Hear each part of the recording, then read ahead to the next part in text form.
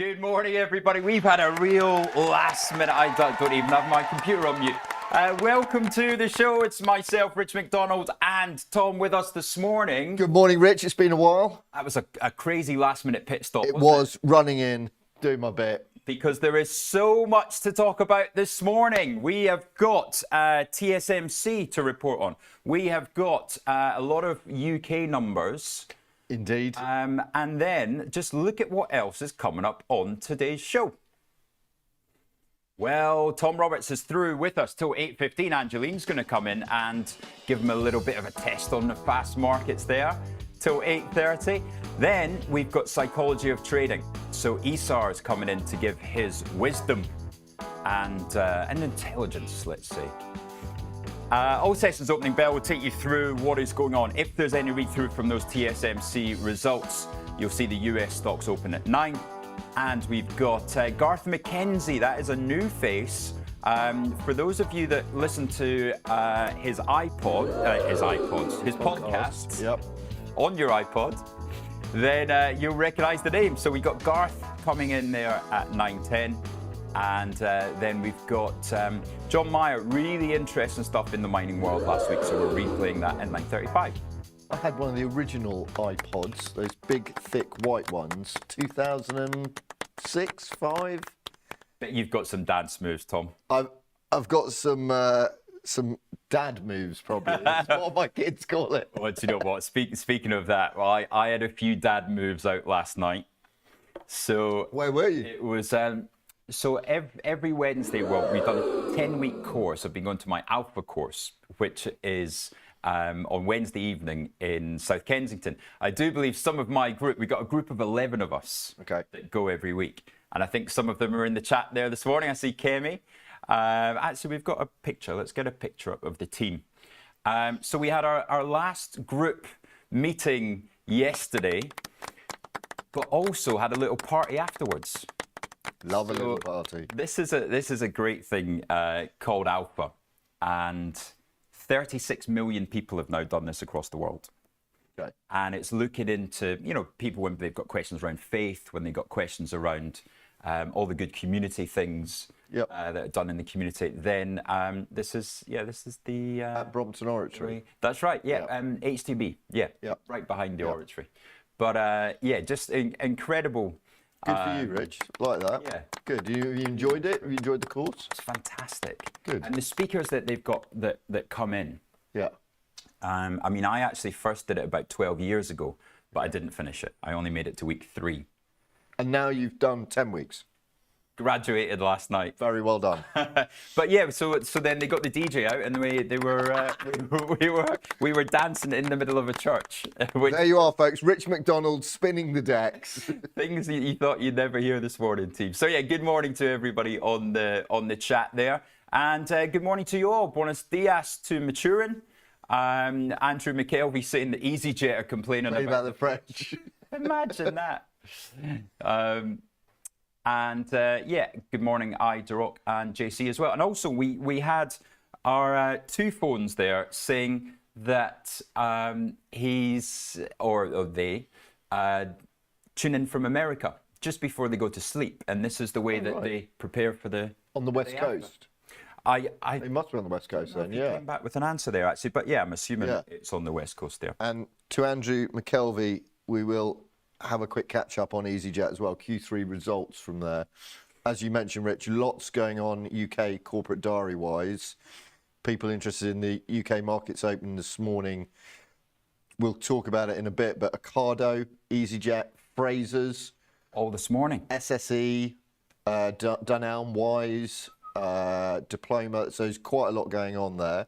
Good stuff. Right, well, we better go into overnight action then if we've got that much to cover.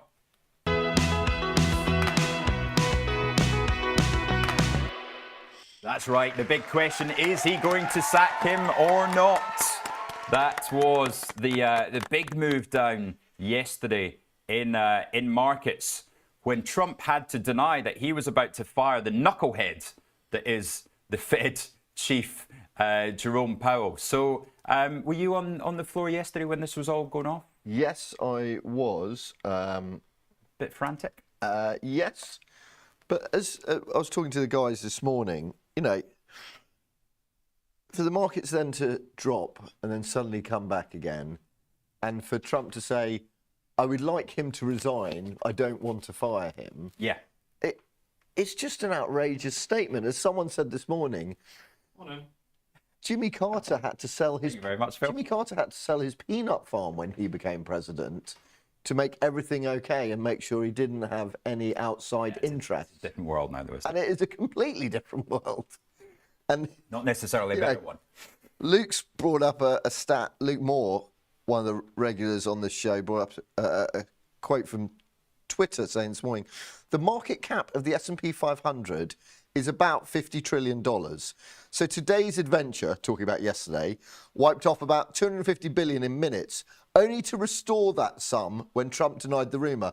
To put this in context, that's nearly $1,000 per American citizen.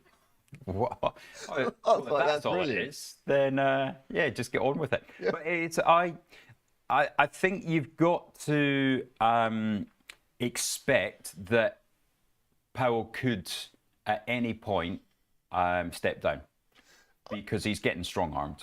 Absolutely, and I think Powell will have the decency to sort of think, I've had enough. I'm done here. Yeah. I've had enough. I'm off, and I don't want to deal with this anymore. Because I would imagine he will continue to refuse to be. I agree. To move interest rates. I think he would resign before he cut rates. Correct. He doesn't want to be seen as the person that is Destroy central bank independence. or being put under so much pressure. He doesn't be the person that has to pull the trigger in effect. Yeah.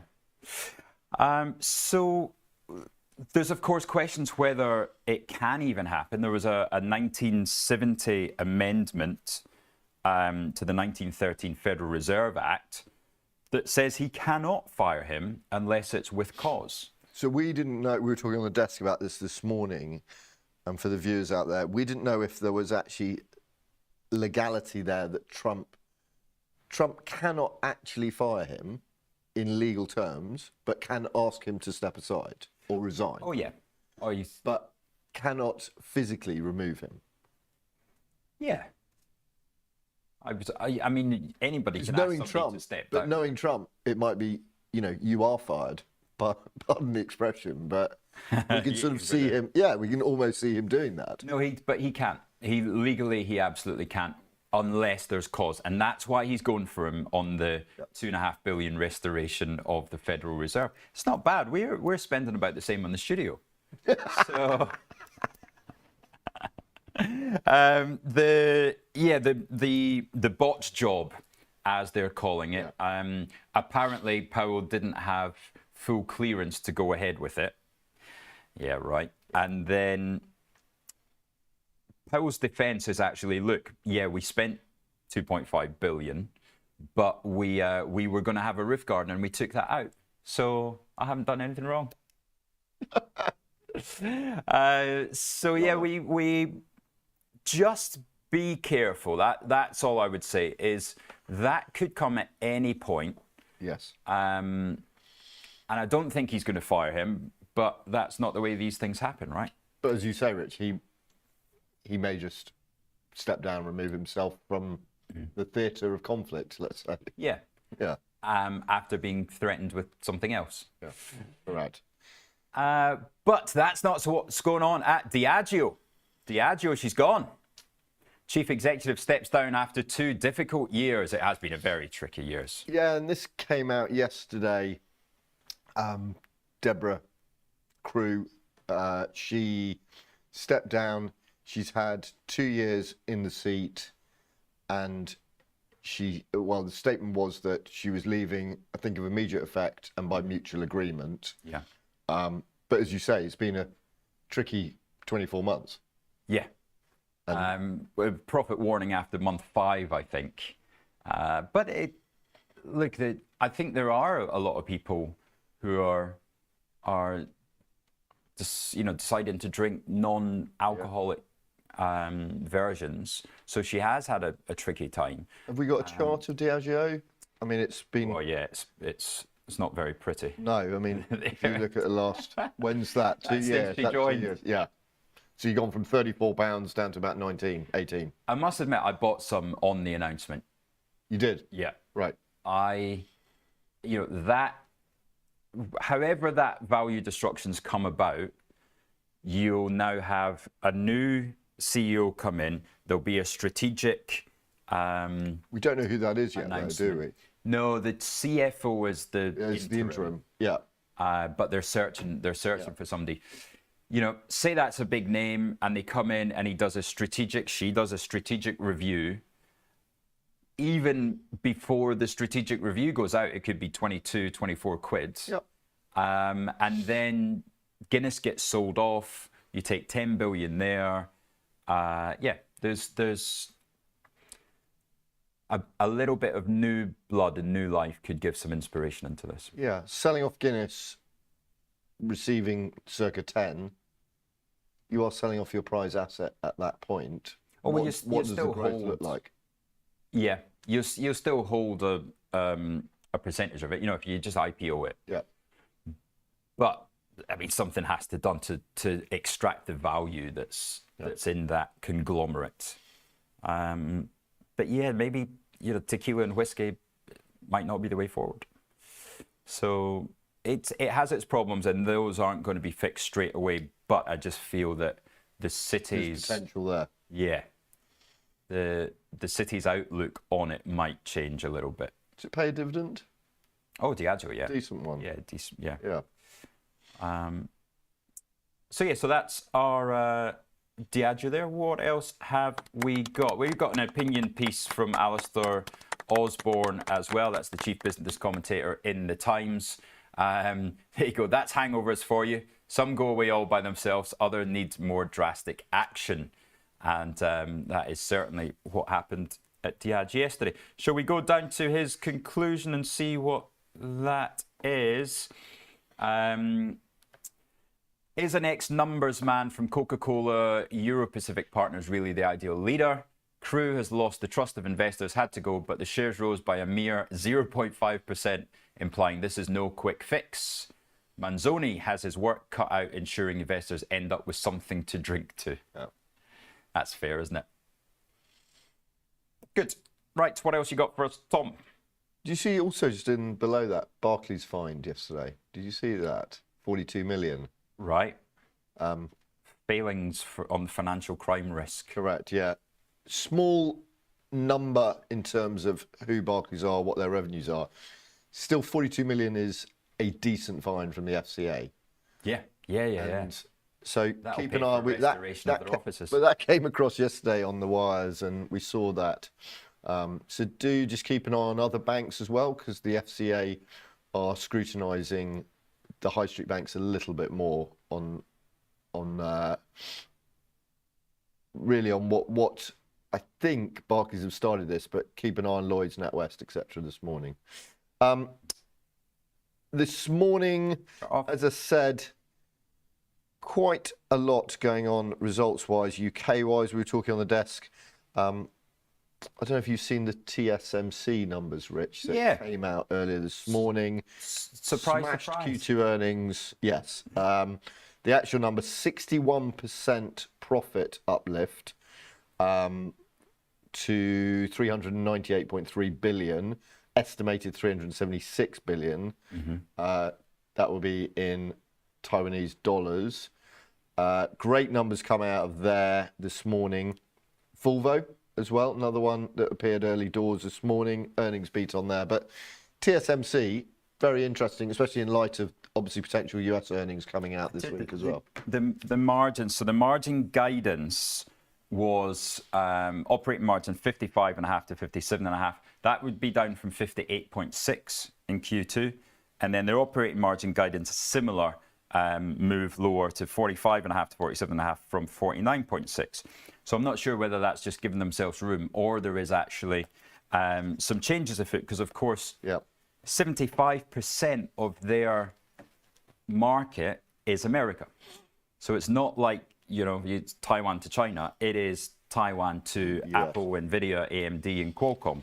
So there's a quote here, TSMC, the world's largest contract chip maker, posted a 60% surge, etc., beating market forecasts and netting a historic high as it benefits from surging demand. And also it says, really interesting to see what will happen with America, especially with the customers like Apple, Nvidia, and how much they've made. They've put in their April to June net profit rise of 398 billion. I mean, it's a huge number. Yeah. Put it in context with viewers, that's about 14 billion US dollars. So that's a big beat and a big number. So good coming out of there. See what the read across is to the US. Like that. Not so good in Swatch. Swatch, poor numbers. You ever had a Swatch watch? I have. And actually, my boys both like a Swatch as well. All right. But Swatch, I feel, is a market that I don't go looking for a Swatch, but if I'm at the airport, I'll go and have a nosy. Bit of spare time. But that's 3 hours in a year or whatever it is that I go to an airport. Therefore, when do I go and buy a Swatch? I really don't. So it doesn't surprise me in a lot of ways. I feel like it's a dying breed, unfortunately. I'm taking the over on 3 hours is the amount of time you spend in an airport per year. Just a small trade. Yeah. Right, there's the Swatch price graph, so you can see. I mean, that is awful. Yeah. So, you know, hardly a surprise that there is a big miss there. But, yeah, 60 down to 28. Yeah. That reminds me of another stock that we covered yesterday with that profit warning. Let's have a look at where Renault finished. It was ugly. It finished right on the 33.63 level, which was down 18%. And let's have a little look at how that traded during the day. It did, of course, sell off as the American investors came in. You can see, as we said, over the morning, it opened at 35.20, I think, and then dropped down to as low as 33.80, which is just above where it closed at 4:30, 33.63 last night. Watch that again Dismal. this morning. See how that continues. We touched on some UK earnings this morning. To answer Andrew McKelvey, EasyJet Q3 headline profits pre-tax 286 versus a 236 year on year. So that's 286 versus 236 year on year for their Q3 headline profit. That's pre-tax. Keeping on EasyJet, Ocado. Let's just have a look at what the article is saying there. A hit to annual profit from higher fuel costs and the strike, even as the airline expects good profit growth. So that's a bit mixed messages there. So headline profit, I've got the details here come through from Bloomberg. Headline Q3 pre-tax profit up 21%. They've said there's a positive outlook for FY25.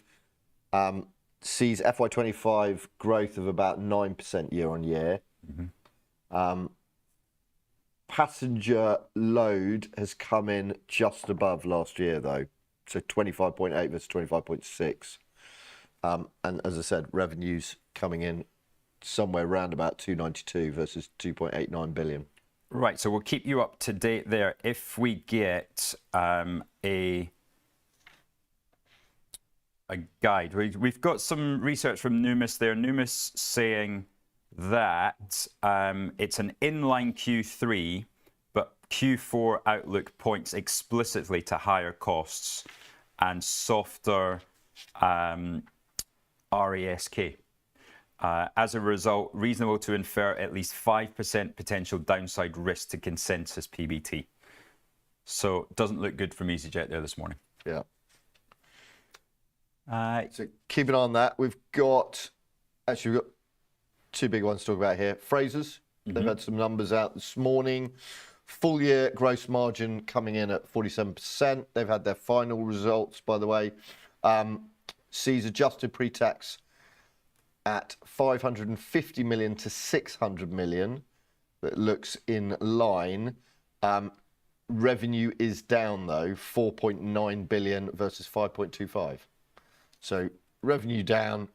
They have said they've cut some costs, and it looks like their margin's coming in about 46%. So mixed numbers there, but put it in perspective, revenue's down to 7.5%, they're saying, sorry. Yeah. Yeah. Right, we will have indications soon. It is 7:51, and we'll just wait for the indications to come through. So we will go to chart of the day 1 minute earlier than expected. But if you are watching, especially from my Alpha group, good morning to all you. I see Kemi's on the chat there. If you're watching and you haven't subscribed, please hit that subscribe button there just below us. We've got 1,260 subscribers right now. Fantastic. That's decent week. That is very good. Very good. It's better growth than Diageo. Indeed. And they're all coming on to see you. I love it. No, they heard you were on this morning, Tom. Now, yesterday's chart was Kingfisher, wasn't it? I think that you brought up yesterday. That's right. So interested to see today. This is the first time we've gone head to head, actually. I just know I won't get this one, but we'll have a go. So, Doyin, good morning. And good morning, R6 Senna. Thank you for that. Vodafone's earning date, 22nd of July. We'll definitely do that one morning in fast markets. What's that? That's next week? Next Tuesday. Next Tuesday. Great. Okay, what country is the chart of the day from? It's the USA, United States. What's it going to be? What's it going to be? Ready? 3, 2, 1, go.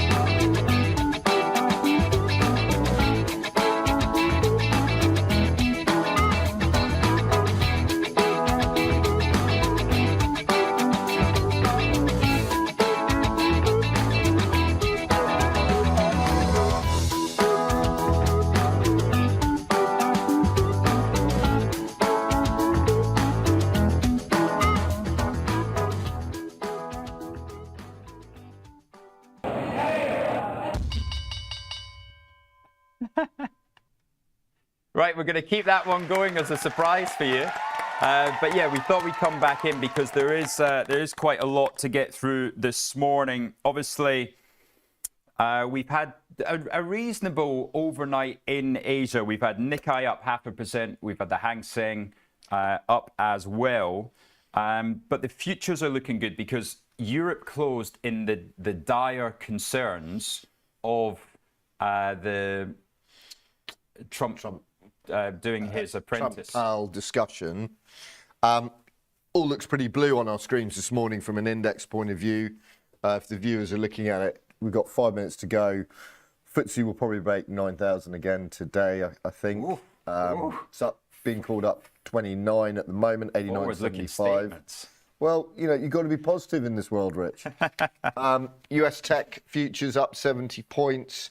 S&P up 7 points. This is all obviously via the futures.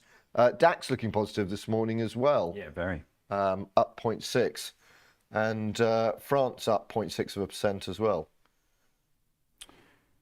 With the stockies as well, EU stock is up 1.1% as well. So yeah, all why looking... is Eurostock so much stronger than the DAX? That's a bit weird. Not often we see. Yeah. Must be something up a lot in Europe that we haven't seen yet. Oil as it was, gold down. So gold hit 33.65 yesterday on that ridiculous rumor. That's easy for me to say, isn't it? Willis Wadwick. Then we've got 133.81. That's new lows for sterling. So dollar regaining all of its strength there that it lost. It dropped 1.2% on that rumor yesterday, and the dollar strength is not helping copper. Copper 552. Along with iron ore up strong again. So the iron ore names, we've been covering this the last couple of mornings. Just watch Rios. And I heard you talk about this yesterday. For the viewers out there, I worked for IG in Melbourne for 4 years. yeah. I mean, the Aussies love an iron ore play. They love a small cap Western Australian miner. They love iron ore. Difficult to trade. Trades out of an exchange in China. And also out of the US, but the Rios play, it is a great market to keep an eye on. And when iron ore is booming, the whole of Australia is booming as well. Yeah. It is almost what everyone centres around. But it's an interesting one to trade as well. So it has been pretty dismal, hasn't it?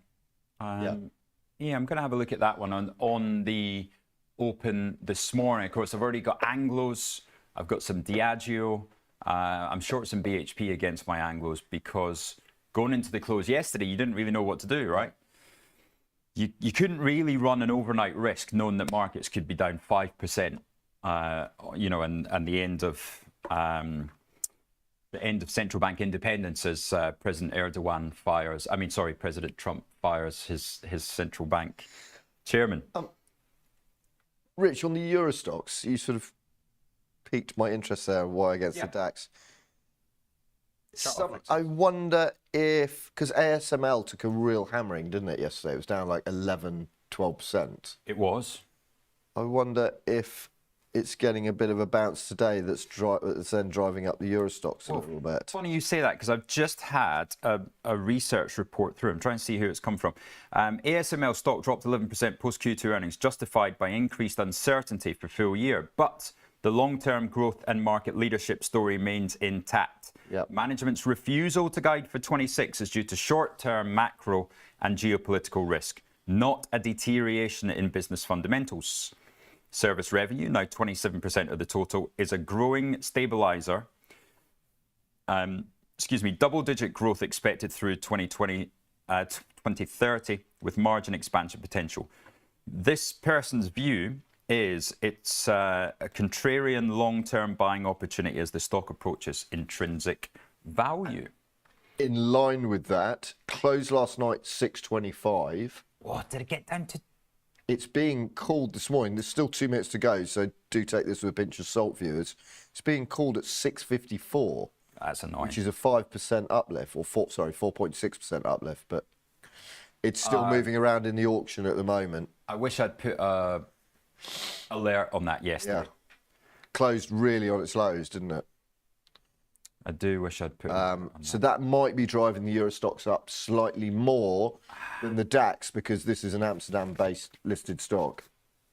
And then, of course, let's have a look at that into the close. So the rumours started, was it about 4 o'clock? Yes.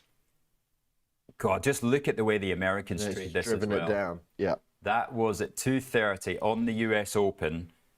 And then it was really driven. So I can see at 640. I would buy them at 640. I might put a little order in there. So buying 20 at 641. Because the US. Where's it uncrossing now? Sorry, Tom. Bear with. Uncrossing at 651. It looks like at the moment. Still a minute to go. I'll go 642, just in case it dips down there. Where's it closed at 625.8? Right, there we go. Grab your bell, Tom Roberts. We are about to ring. No, you not got it? Yeah. Go on, give it a ring there. Ready? Right, we are off and running. So Lloyd's is straight up there. Lloyd's up 2% and back towards its breakout level. 78 pence is as high. We saw it get up to 79 maybe. Lloyd's hold 78.5, I think it was, wasn't it? To get only 2.6% on ASML. yeah, 17. Oh, I must have them at 640 then. Just frozen. Did I get? I've got 643 trading. Hang on. Yes, I got them. Perfect. You did. Yeah. Good. See if they have a bit of a bounce there.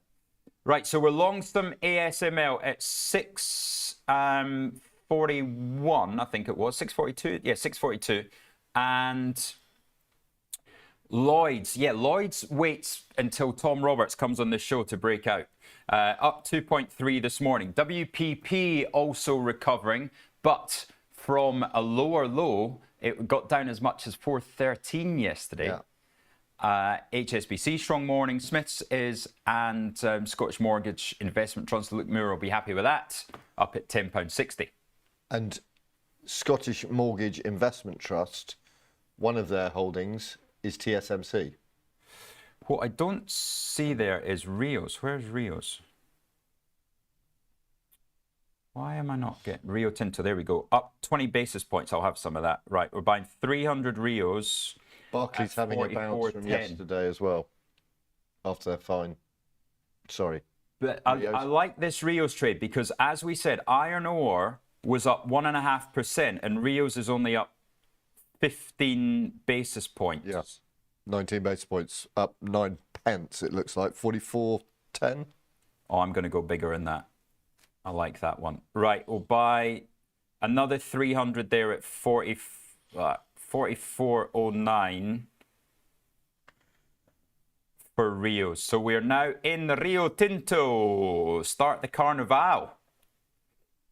Right, Renault, let's go to Europe because we're seeing a lot of action in Europe. We've got ASML up 2.5% now. That is at 641. So that's back to where it was as the Americans smashed it down on the Wall Street Open yesterday. Are you a believer in ASML for the long term or continued fallout from their warning yesterday? Schneider having a run. Haven't seen anything on that. Could well have had numbers this morning. I think it's a Thursday reporter. Air France up 1.2. Oh, we haven't checked EasyJet that. We'll check that for you in a minute. But yeah, the German autos are decent. And on the downside, it's all. All right, Ryanair down 1.2%. I would imagine that is because we're seeing a delayed negative reaction to EasyJet, which is yet to uncross. There was news yesterday on Schneider.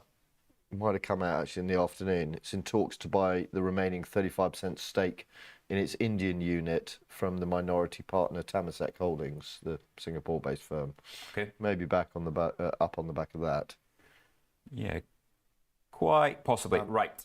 Should we have a quick look at some of them? Sorry, I've slightly lost my internet. I wonder how EasyJet are doing and Ocado. We think yet to uncross. Negative news on the farmers there then. GSK and AstraZeneca both down 1%. British American Tobacco down 90 basis points. That's had a really strong run. And then SSE, did you say SSE had a trading statement? Yes, reiterates 26-27 adjusted EPS guidance of 1.75 to £2 was the headline I saw. Yeah, there we go. 1.75 to £2 in the quarter. Strong networks operational performance, renewables output. By unfavourable weather conditions. It's too hot. It's too hot for the hydro dams to work. Correct. That's up in my hometown. I was going to say, that's your part of the world, Rick. Yeah. Pitlochry Dam we used to go there as kids, and they've got a salmon ladder, so the salmons can jump up over the dam. Yeah. Oh, awesome. It's very cool. But yeah, a stock with a trading statement to be up 27 basis points. You'd almost take that as a long-term holder, wouldn't you? Decent run SSE have had in recent times. Let's have a quick, oh dear, no, that's not going to work. what has SSE done? Yeah, lowest £15 even back in April. It's seen a 20% rally off the lows. Not bad. Right, Tom Roberts, what else you got for us? Is EasyJet open yet? Looks like it. Yes, just opened. Andrew McKelvey was right. Doesn't look great. Down 6%, 495, 496. Coming off. This thing is an eternal disappointment. Hang on, down 31 pence, it looks like, from the close last night. Closed about 526 last night, didn't it? Yeah, 6%. So and it is 495 trading. And it has traded around that £5 level since 2023. And if you asked me to make a price in EasyJet, I reckon I could get it within 20 pence, because it is just, £5.10 to £5.30, and that's where it's been. So, is this a breakout lower? Or is it an opportunity? Or is it an opportunity? We saw opportunities this week already in Barrett. We saw opportunities in B&M. I know Andrew took advantage of that. I think he traded around it to back down to 225 yesterday. But is this an opportunity? Down 7% now in EasyJet, or are you flying for the exit? Let's just have a quick look. Got my screen back up on its lows now. 484 trading. I think because it looks ugly. So easy to be long this thing, right? I could definitely be guilty of being long this. And I was going to say, would you then try and pick a level here, viewers, of where you think is a buying opportunity? I'm not sure. It was now down 8%, actually, 483. It's just dropping, actually. I would potentially take these into my ISA. Would you? But as I say, it's an eternal disappointment. I don't understand how they cannot be expanding the margins, and we're considering what's happened, right? But how much upside is there, even on a longer term trade, like putting it into your ISA or on a share dealing account, fully paid, locking it away? I mean, this thing was 11 quid. It's not going back to 11 quid, Rich. I mean, Ryanair's all-time high. So why do Ryanair get it right and these guys continually get it wrong? Management. Person at the top in charge. Yeah. Running the difference between the two of them is absolutely startling. Look at that. That's Ryanair since COVID. Can you put two charts up there and cross them in terms of Ryanair and EasyJet? We'll do that for you for Fast Markets. We'll try and get that together. That's a 5-year chart, isn't it, though, that one? That's that's COVID. Yeah. So why has Ryanair managed to climb through the clouds from 16 euros to 24, and EasyJet's gone from 12 quid to 480? I like the clouds reference there. Very good question. Costs? They're the same business, but being run quite differently. And one run out of Europe and one run out of the UK. But what an amazing opportunity as a fund manager for a long short. That's the kind of decisions that make you... make you a star in what you do. Yeah. But that is what, that's the good pickers for the fund managers of what they do and how they do it. So now are we going the other way? Now are we buying EasyJet and shorting Ryanair? I don't comment on that. I just fly with those airlines. Yeah. Is EasyJet a buy? I'm not sure, Rich, at the moment. I think there's better value out there. I wish Michael O'Leary just ran all these aeroplanes. And the French ATC. Whether you like him or not, he's doing a good job at Ryanair. I've always said if the CEO of British Airways was sacked, chart off, thanks guys. CEO of British Airways was sacked and Michael O'Leary was put as head of IAG, then the stock would be up 50% in a day. And you'd see some buyers. Yeah. You would see some buyers. It would honestly be, because Airlines and autos, my goodness, how terrible investments have they been? Awful. Yeah. Anyway, Let me take a quick look at Ocado as well. They had numbers out today. up 10%. Up I was about to say 260 has just traded. That's delivery. A big move. Up 10%, viewers. Closed last night 235, opened at 256, trading 258. Had decent reporting this morning. Excuse me, I saw a flash headline. Maintains full year guidance, technology solutions, forward revenue forecast looks good. Just seeing if I've got any breakdown of the numbers there. So EBITDA is 91.8 million in the first half, up from 52 in the previous corresponding period. I'm pretty sure revenues are up as well, weren't they? Revenue's up 13.2. That's interesting because you felt at one stage like Ocado was in some serious trouble. I actually own some of the bonds and get a decent rate. I think I was getting 10%, 11% on the bonds. Wow. But you were watching the equity with a few worries. Let's see. There you go. Oh, it has been terrible. Whatever we say, there you go. I'd rather have been in the bonds. That's not a pretty chart, actually. No. Don't Marks and Spencer's own some of this? I know they've got a partnership, but I don't know if they've got a stake as well. No, I don't think they do actually. No. They're up small as well this morning. Right, we'll take a quick look again at Rios. There it is. Why? Honestly, sometimes I should just stick to what I know, and that is Rio Tinto, because look at this thing. As we managed to get in there on the open with iron ore up 1.2%, we've managed to get a couple of cheap Rios in there as everybody else was getting excited about other stuff. Trading at its highs now, 44.38 for the day. I'll just stick to trading those. Forget shorting the S&P. Just trade iron ore and Rios. What else have we missed this morning? Swatch. Yes. What is the time, Mr. Wolf?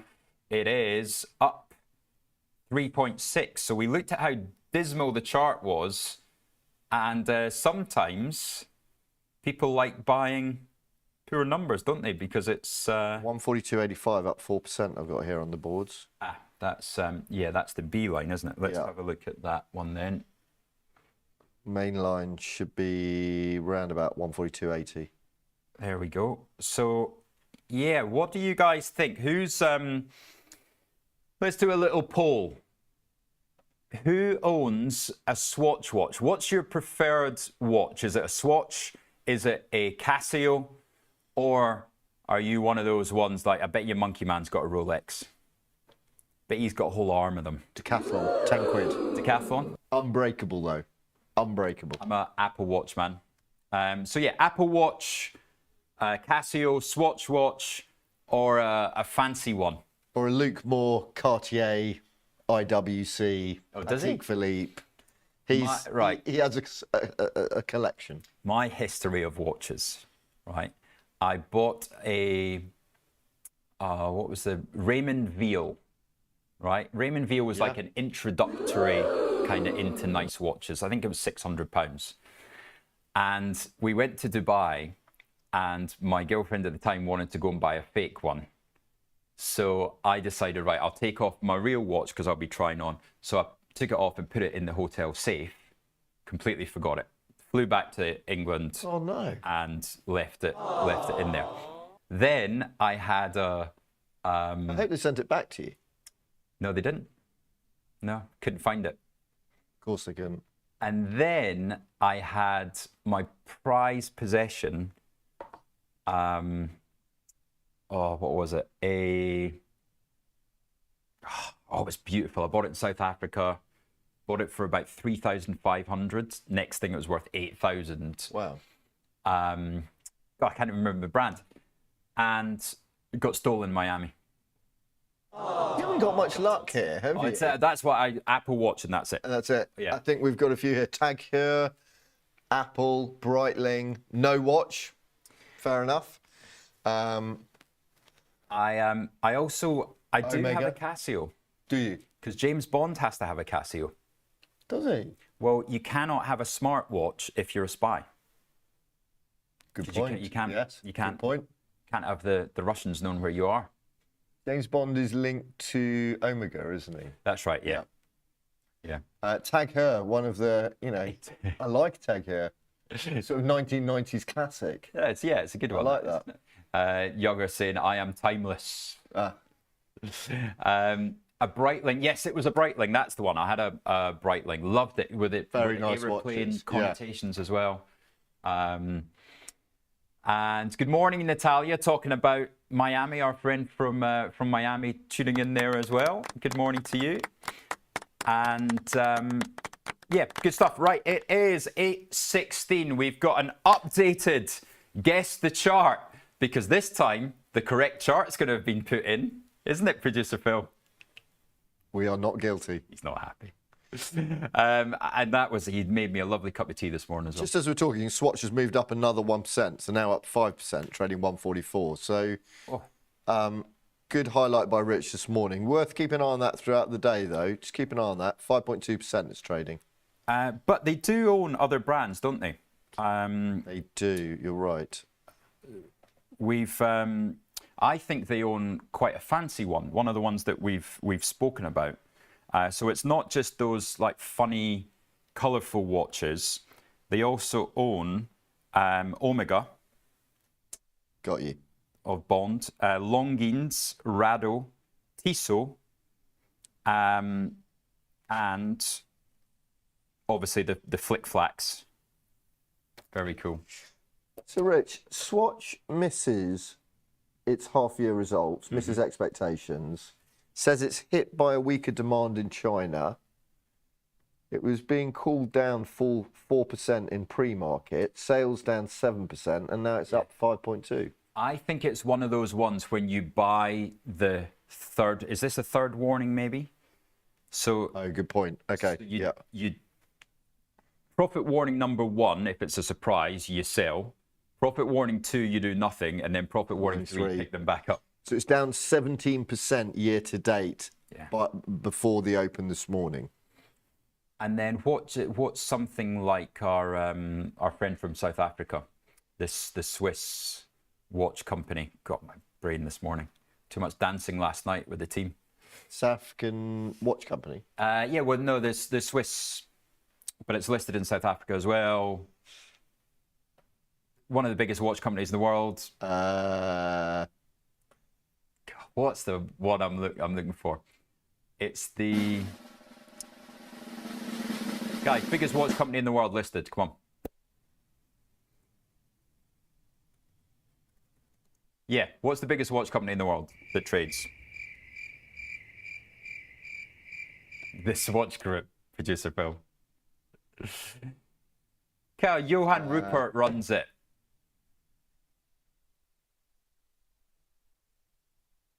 We're not moving on until somebody tells me what the Swiss Watch Group. It's the biggest one in the world. Richemont. Richemont. Okay. God, it's even got my name in the title. Sorry. Richemont. I was struggling there, Rich. What's that for the year? So Swatch is down 70%. Richemont, I think, is up. About 15. And Swatch down 17 year to date. Yeah. So another good pairs trade. So the posh watches, we're seeing Ryanair, massive. Ryanair, EasyJet, Swatch, Richemont. Just on Rich's comment as well regarding what Swatch have in them in terms of their group, Longines they own as well. So Longines, Omega, Tissot, all part of the Swatch group. So yeah, let's keep an eye on that. Is this a look at the consumer as a whole?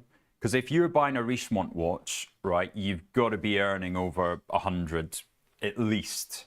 If you're buying a Swatch watch, you can be buying it for your kids. Correct. Right? Or you can be earning 50 to 80 and you can, want a nice watch. Yep. The aspiration. So it's very much two ends of the scale. Watches of Switzerland is more Richemont, whereas is the high-end working class, low-end middle class starting to struggle? Good question. I'm not sure EasyJet and Ryanair is the same kind of story. No. Compared to Emirates and other high-branded airlines. Good. Right. So who wears what then? Smartwatches are now 51%. I'm amazed that Richemont's not been hit more by the smartwatch phenomenon.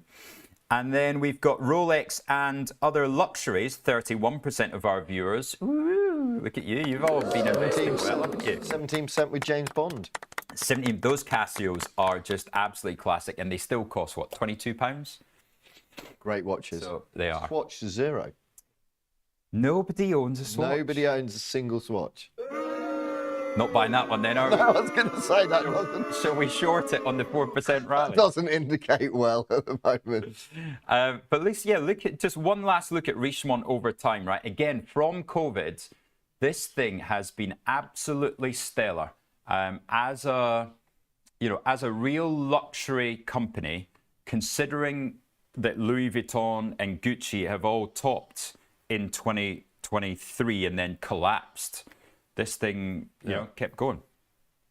So, good. Right, it is 8:22 in the morning, and we're going to go for a very quick 1-minute break with a proper Guess the Chart. What is it? It's a US stock. Let's go.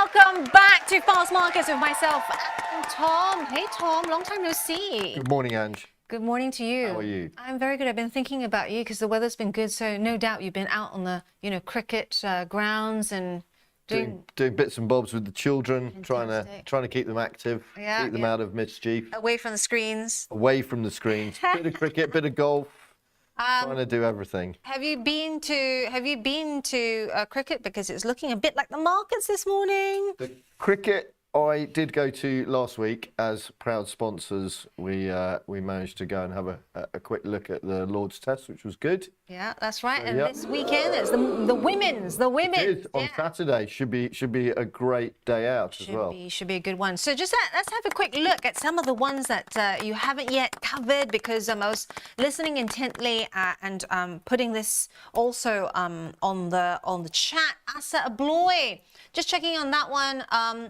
This is a really key one, trader friends. If you're watching for a heads up into the next 6 months, everyone needs locks, right? You got lots of locks in your house. Look at that chart. Probably not enough.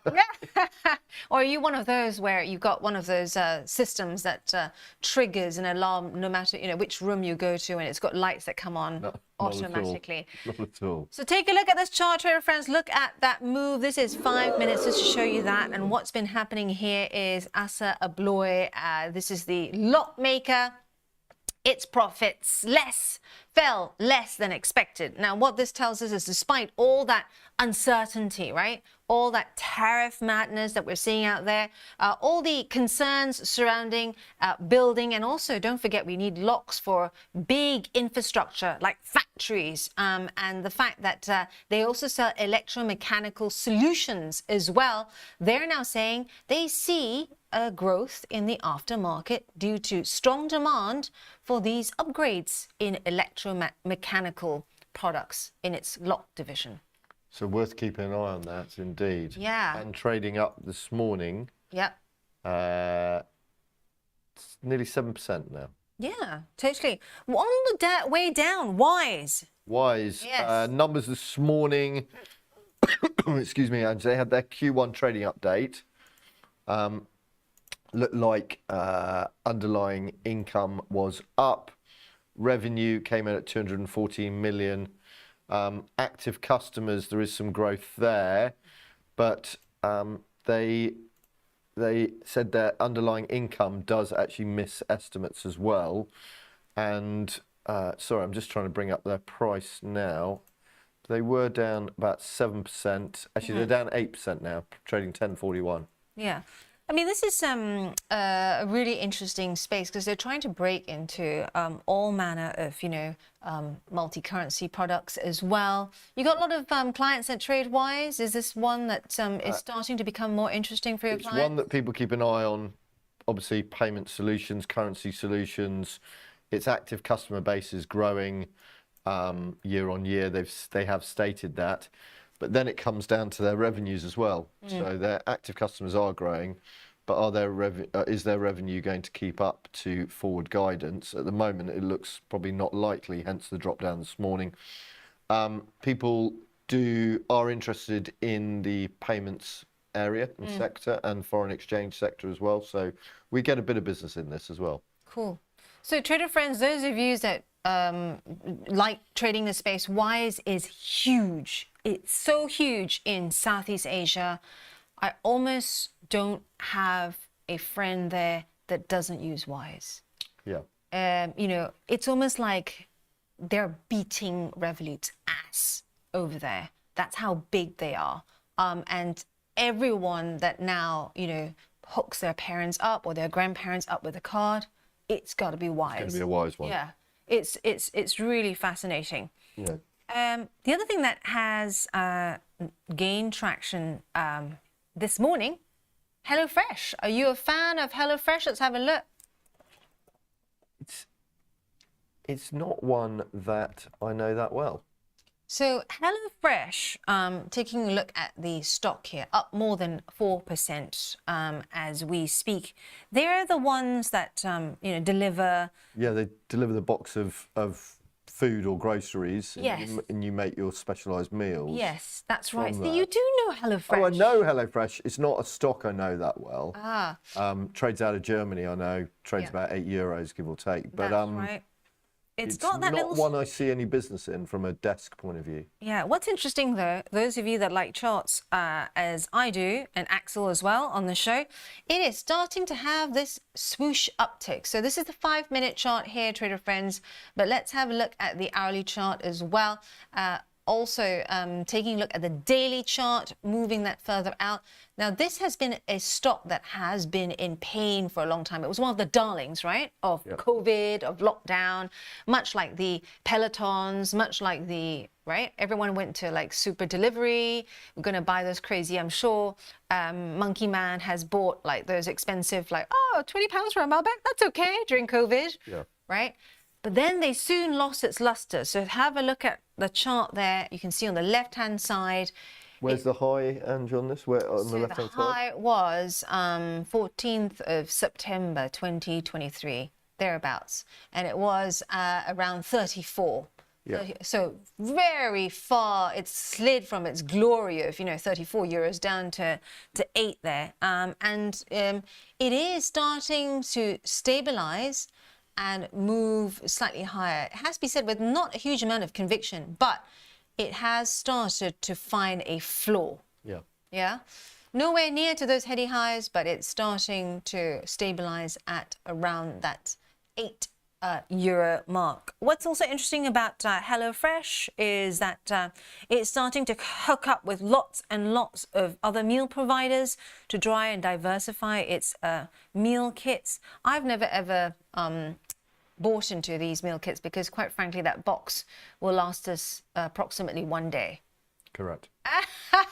And 2 teenage boys would devour it. Everything. But also, Everything in the fridge. Right, let's have a look at Siemens. Moving over to Germany right now. Siemens AG moving higher, 3.6% there. Yep. Trading 225 Yeah. euros out of Germany at the moment. Good move up there. And it is Obviously, on Fairly track. popular stock with IG clients as well. Mm-hmm. One of the main listings, if not the main listing in Germany, and starting to move a little bit. Yeah. No, I haven't seen any fresh news out today. I might be No, wrong. I think this is a culmination of some of the good news that it's had recently. It had a share buyback not too long ago. Also, it's had news about more expansion due to the Munich train factory. Phil is in my ear right now. Monkey Man saying Malbec is a nice wine on the chat.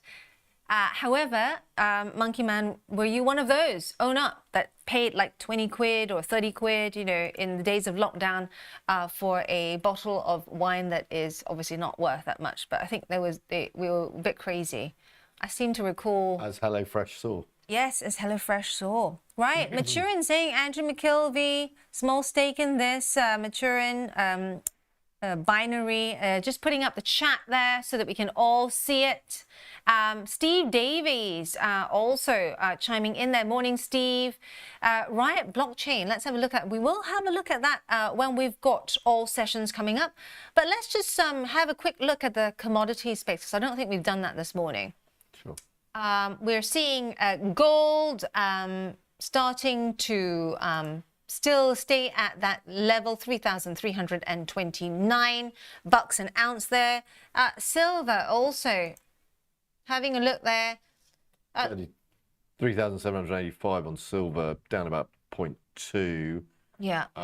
Gold just down 0.5, as you said, 33.29. Oil a little bit weaker this morning as well, by about 20 basis points. Yeah. Platinum also coming off, platinum down 2/3% there, but that's probably quite normal, quite expected, because it had that huge bounce in the last session. Yep. some 4%, and about 17% above the 50-day moving average. Right, we've got to love you and leave you, Tom, and let you get back to your very busy day. Thank you for your precious time with us. No, it's been great this morning. Thanks to you and Rich. Always good to be here. I'm glad no one asked me what watch I own. There was... The Decathlon, that's all you need.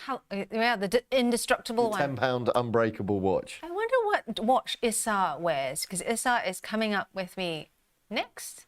It'd be something good. It'd be something good, right? Yeah. He's very silly, cerebral, so I'm expecting something good. Right, we've got Issa coming up next. Tom, we'll see you on the floor. And thank you very much. Those of you go and grab your coffee. We'll be right back.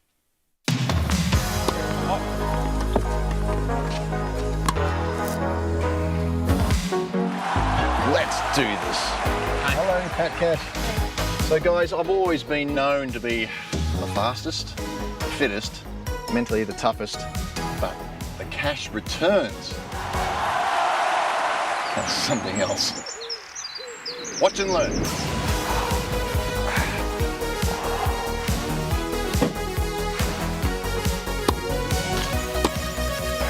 Come on, Pat. Cash returns, come on.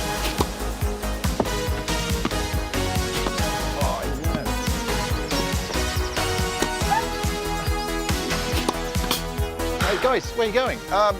You're not going to get better than cash returns.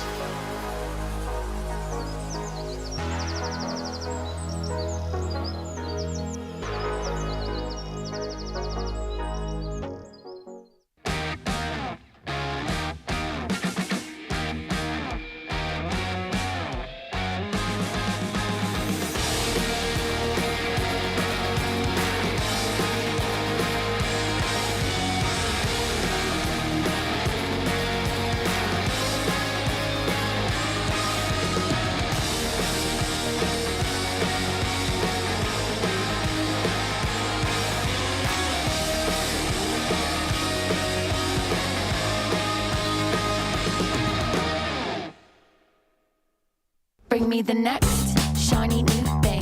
Bring me the next shiny new thing. Okay guys, before I teach you how to use this, I have to teach you how to use this. The mind. The cash return wasn't all about speed, it wasn't always about power, it was about the mind. Become the bull. Visualize greatness. Okay, minds are ready. Time to go. Hey, come on, Pat. Come on. Cash returns, come on. Oi! Well, you're not going to get better than cash returns.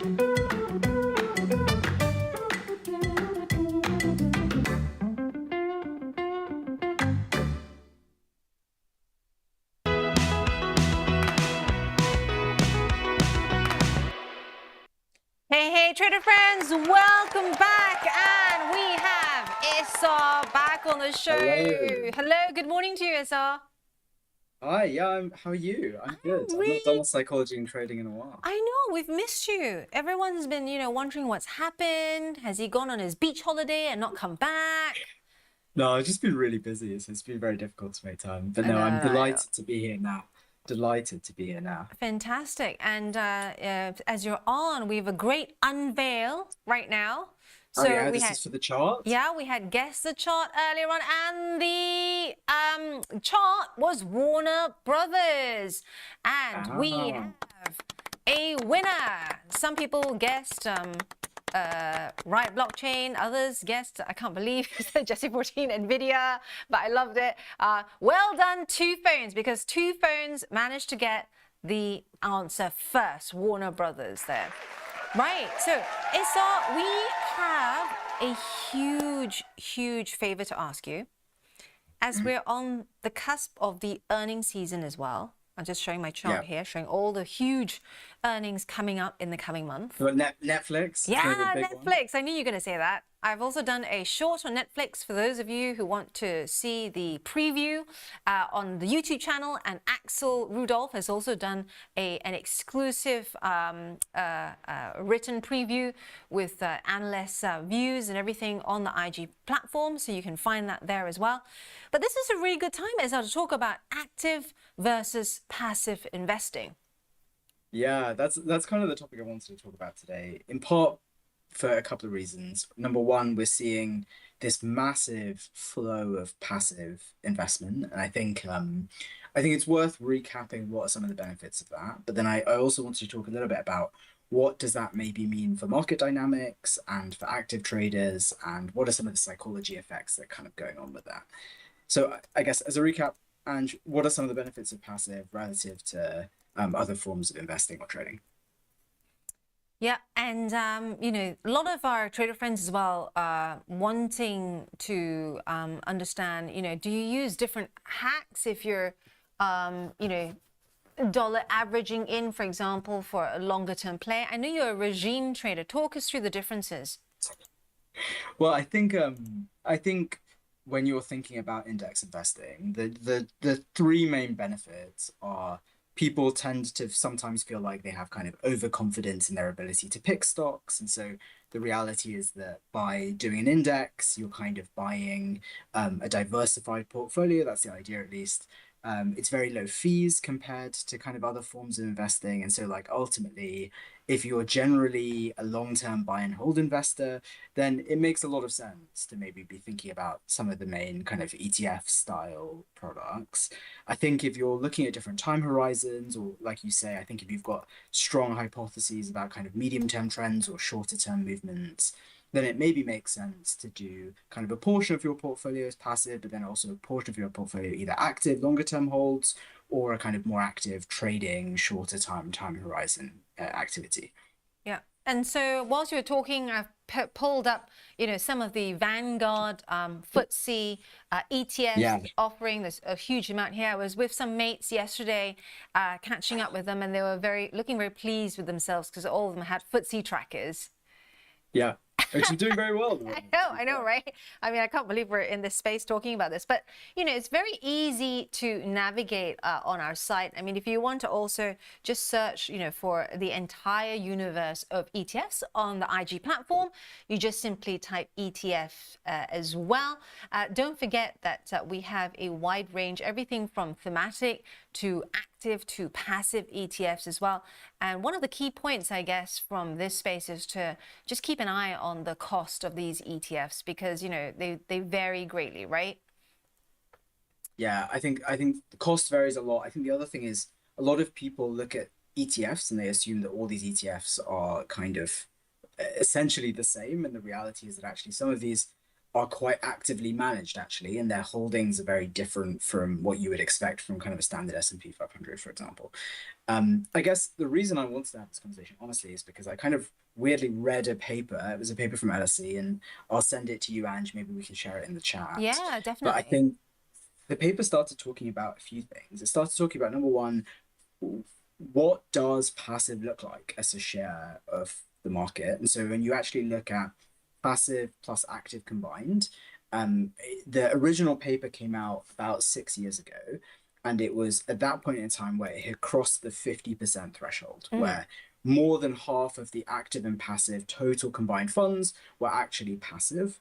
And about a couple of months ago, it actually now has passed the 60% threshold. So we now know that more than 60% of total active plus passive funds are actually passive. So the share of passive has just been like rapidly increasing over time. And I think part of that is because now there's kind of this received wisdom that you should be dollar cost averaging. I think part of it is also the performance of some of the kind of passive indices, in particular with kind of Mag 7 doing extremely well, showing really, really strong performance. And I just wanted to talk a little bit about like, what are some of the dynamics in a world where actually more than half of the funds that are going into the market are actually coming from passive sources? Are you surprised to hear that it's 60%? I think when I saw the number, I was really surprised. No, I'm not surprised at all, because, you know, I've been in this space for not going to show my age, but for a very, very long time. And the one trend Yeah. I've been seeing is that, especially in Europe, it feels like investors are, for whatever reason, and there are many good reasons, and I'd like to think that people here have more of an appreciation for work-life balance. The consistent trend is, investors are becoming sort of not lazier, but wanting the control and not having to pay the high fees that you get with a really active fund manager, but they want the exposure, right? So we've been seeing an increasing demand in the passive and also the ETF space. One key figure I saw that I read recently that was amazing was that the ETF space in the US is like something crazy, like Huge, right? 13 billion or whatever, and Europe is not even there yet, and it's growing, right? It's growing every single day. And in the next year alone for ETFs in Europe, we could see a 13% growth just in the next year. Wow, So that's crazy. I think there is a growing demand for this space. I'm not that surprised. Yeah, it's interesting. So this paper from the LSE, a super interesting paper, it basically walks through what does the world look like as that passive number starts to get higher and higher and higher, and basically identifies kind of two main things that we should be aware of. The first is that as the share of passive increases, the side effect of that is that for essentially the concentration of assets largely accrues to a very small number of companies, in part because the vast majority of passive flows are going to kind of cap weighted indices. And so then you kind of continue to see, in the same way that the Mag 7 is now more than 30% of the S&P 500, that might get even more extreme over time as more and more of those flows are kind of going towards indices, and in particular indices that are weighted towards some of those kind of mega cap companies. And actually, participation or not participation in indices makes a huge difference then for kind of the amount of the amount of volume and the amount of liquidity in most of the equities. So I think that's trend number one. And trend number two, which I thought was even more interesting, is actually as the share of passive gets higher, the amount of volatility that can be driven by the active segment actually gets really magnified. And so then it leads to a lot more sensitivity in the market, at least on a very short-term basis, where kind of you don't have that much price discovery. And so then there's a risk that some of the moves that you'll have are actually even more volatile than they would be in a world that is a bit more kind of actively driven, where different investors have different strategies and are taking different views on what prices should be. And so that's kind of leading to a kind of more effective clearing. And that actually has some psychology. Yeah. Are our viewers loving all those very, very interesting anecdotes, discerning? And Meyer chiming in saying index funds are very efficient, highly diversified with low cost charges. What do you think? I agree with all of those things. Yeah. Yeah, I think I agree with all those things. I do think so there's three psychology things that I wanted to kind of talk about, and I think they relate to some of the stuff that's being said in the chat, because I think that received wisdom is 100% correct, and it's the results have borne out those kind of differences over time, especially over the last kind of 5 to 10 years. The three kind of psychology phenomena is like, number one, we're now in a world where passive is seen as kind of received wisdom. And while that is inevitably a strategy that has made lots of money, it can lead to herding effects and it can lead to the slightly limited price discovery. So it's something to be a bit careful about, in particular, in an environment where, like we said, there might be kind of heightened volatility. I think the second is that passive gives the impression of diversification, which is to some extent true, but actually the market concentration of some of these indices is extremely high. So like we were saying, the Mag 7 make up more than 30% of the S&P 500. And so actually, if you're buying an S&P 500 ETF like SPY or one of these, you're largely, a third of that money is going to a very, very small number of companies, and more than a third of it is going to less than 10 companies. And actually, even if you buy some of the kind of global cap weighted indices, you're still essentially buying the US market, because the US market has outperformed so much versus the rest of the world. And so one thing to be careful of is often investors and traders will use ETFs as a kind of view to give themselves diversification. Yeah, but in you should essence, be they're not, really right? careful. Yeah. Yeah, you should be really careful about how much true diversification are you getting. And actually, like, so personally, one of the things I've been looking at a lot is equal weighted indices, because I maybe don't want as much market concentration in some of those big names. And so it's really important to think about what's real diversification and what is diversification you kind of are telling yourself is real, and then giving yourselves potentially a kind of misaligned sense of security. Yeah, And then totally. the third thing that I think is really important is when you think about passives, people often just look at the performance of the index and they compare that with the performance of either them personally or hedge funds or kind of portfolio managers. Actually, the reality is if you look at the average investor, and you look at their performance against an index, actually, even passive investors tend to underperform the index due to behavioral return gaps.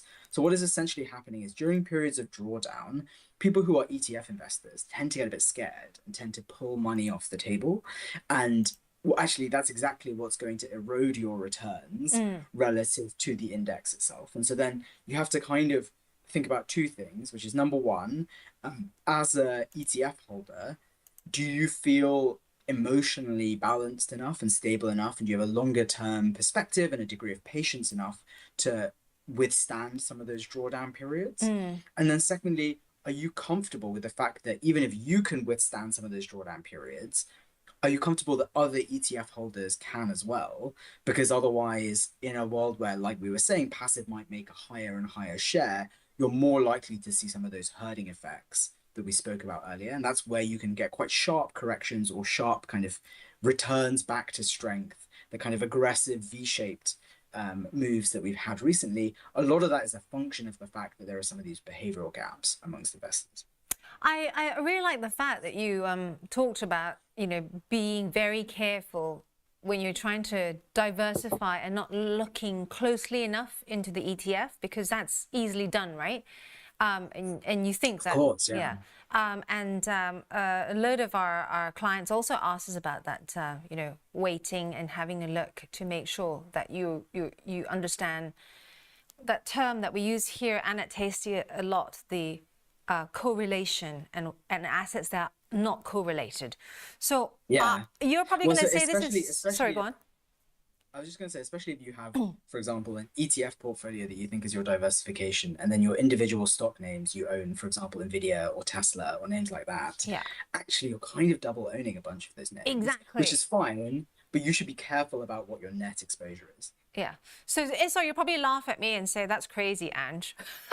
But this is how I approach my passive investing. I make sure that they're so far away from the usual Mag 7s, and as you know, I'm heavily invested in the Mag 7s, and they're not anywhere close to the US indices at all. So one example is I've recently put money in the Sprott junior uranium miners, and this is I'm dollar averaging in, because it can be volatile. This is a longer term play.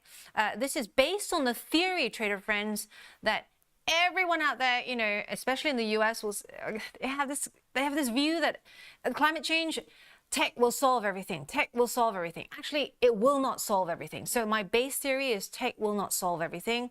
We do not have, as a world, the ability to go full EV for everyone, or full solar, or full wind turbines. Therefore, the only option is nuclear. And we're going to need a good base level of nuclear energy. We're going to have to try and solve that problem somehow of keeping, the waste safe and everything, but that is the only option. So I'm dollar averaging in, and I have these thematic ETFs because, looking at what it holds in it, there's never going to be an Nvidia, right? There's never going to be a Palantir. There's not going to be, right? So it's completely different to, for example, an S&P. So it feels like kind of genuine diversification. Exactly. Similar to, gold miner ETF, or, if I take a look at the NATO ETF as well, that's another one. So I make sure I know the constituents, what is exactly in there, and I haven't just bought it.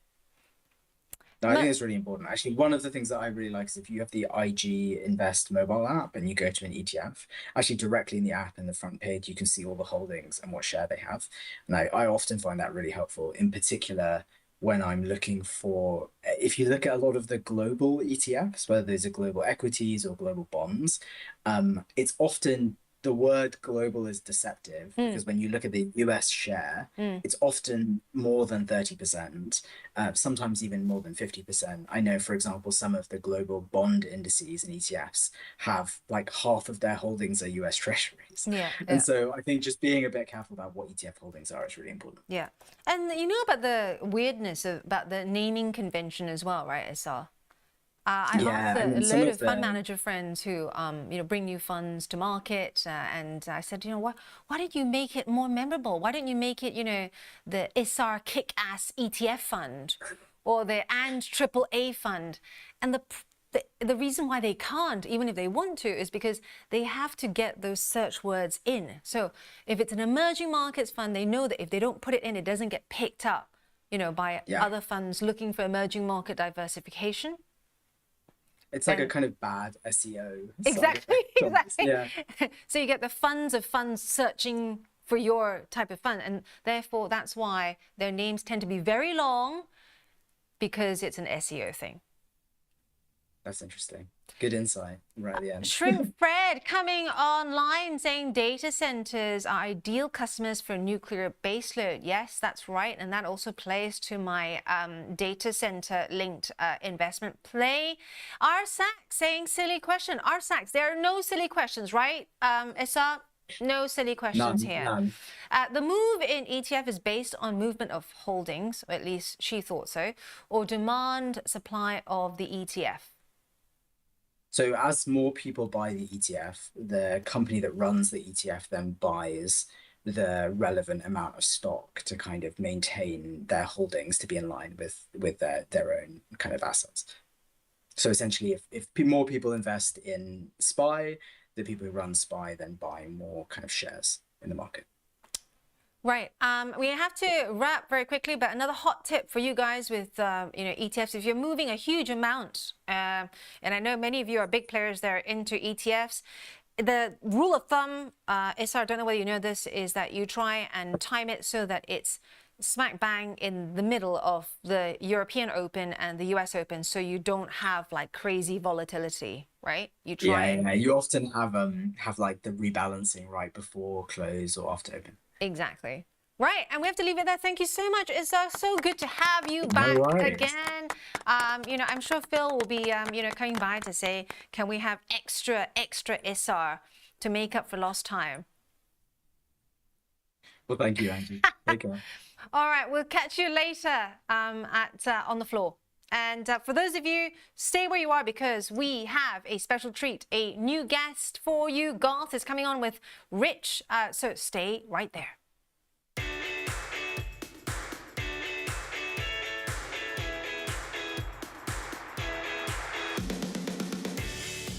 Today we're here because we've recently launched our Save Our Stock Market campaign.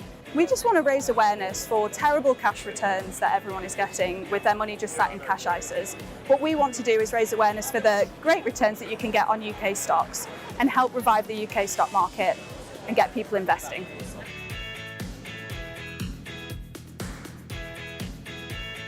There's a lot of bad feeling about the UK stock market, and it's really negating people's view on the UK market as a whole. There's some great companies. If we just start the ball rolling on people getting behind the UK stock market, then we can start to get the interest, and it's days like this. We get awareness of all the crowds talking about stocks. It's really that awareness, and ideally we'd like to take it to the government. We would like cash ISAs to be reduced, not because we don't believe in the chance of people saving, but more that you get higher returns, as much as 7 times historically, in investing that you can from cash. And that's not saying people go out and take a load of risk. It's about education, and it's about helping people to understand the benefits of investing and the limitations of holding their money in cash.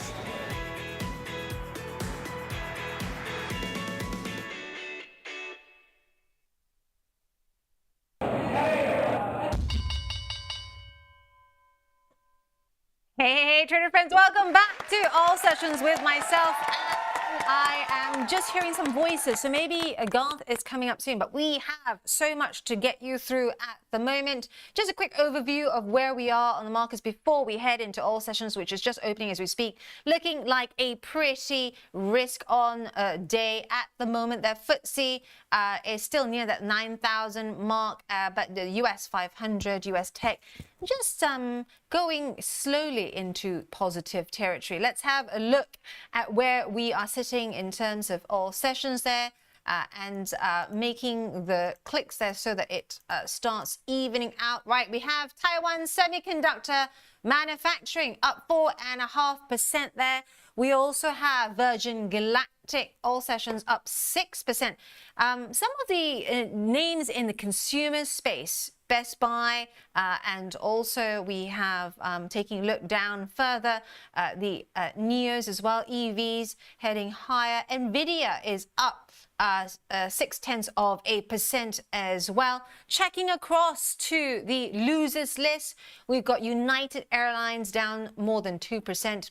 ASML also down almost 2% there.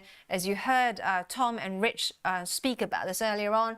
Tell us which side of the fence you sit on a longer term horizon. Are you a fan of ASML, or do you think they are looking a bit challenged at the moment? Airbnb, I personally do not like the business model, so I do not have a position in the stock. Airbnb down 1% there. Delta Airlines following United lower. Novo Nordisk's, they're also down 0.5%. Just want to check in on Netflix for you because, of course, Netflix is the one that we are waiting on its results. How many of you out there still subscribe to Netflix? I am no longer subscribed because I was very cross with them upping my subscription so quickly, so fast after I was quite a slow adopter. But Netflix, all sessions here, currently up almost 0.5%. Now, there are two key things that you need, trader friends, to look out for Netflix. Number one is the ad suites or the ad growth number. The reason why this is important is because this is a next revenue generation cash cow for Netflix. Those of you that trade the stock, it's all about putting advertising using AI into the bits of the movies. I've even been told they can even float it in and float it out so that it's quite subliminal, so you don't know that someone's actually marketing that expensive Malbec to you, but it's within that film you're watching. And so all of this will essentially be the next ad cash cow for Netflix. Not just about you paying so that you don't get interrupted by ads, but these are smart ads that are implanted within the films so that it doesn't annoy you as much, but it still allows advertisers to get to you. The second thing is they're hoping that advertisers will want this because they have tech that I've yet to test that enable them to measure and to see whether producer Phil and Richie Rich, whilst eating their lasagna in front of the television, have clicked, or your eyeballs are looking at certain places where they have product placement. Kieran McKinsey, good morning to you. Also coming on board, talking about Netflix. If they do that, I will cancel Netflix. Yes, how much are you paying? I know Richie Rich is paying $12.99. Let's have a look as well at the chart here because the magic number is 11 billion bucks, trader friends. So the company, in terms of an estimate consensus that many in the market are looking at, Q2 revenues 11 billion. If it beats, it's likely to make this price action head higher. Good morning, Kieran, as well. So let's have a look elsewhere on the all sessions because I have a feeling that they would have shaken out a bit more now. And just looking ahead as well, we've got GE Aerospace up more than 1%. Upstart up almost 1%. That's a very volatile one. And Qualcomm up 0.3% as well. Taking a look at the losers list, we've got Starbucks now marching higher in the losers circle. It's down almost 2% there. Yeah, ASML coming off a bit now, still down 1.7%, but coming off a bit more now. Now, we had, every time you ask, I listen. Shrimp Fred, I see you. You asked if I could try and bring on an airline analyst. This I can. I will put my feelers out because I have some very good friends who are still in the business. Some of them, the top analysts in aviation airline stocks in Europe. But also, we had a request from some of you asking me for the top upgrades and downgrades. I'm still working on, I've now managed to get the AI to scrape it for me, but now I am trying to train it to put it into a nice infographic for you. So some of the good ones that it scraped this morning, if you come off my chart whilst I try and get that on, we have Lululemon. Let's have a look at Lululemon,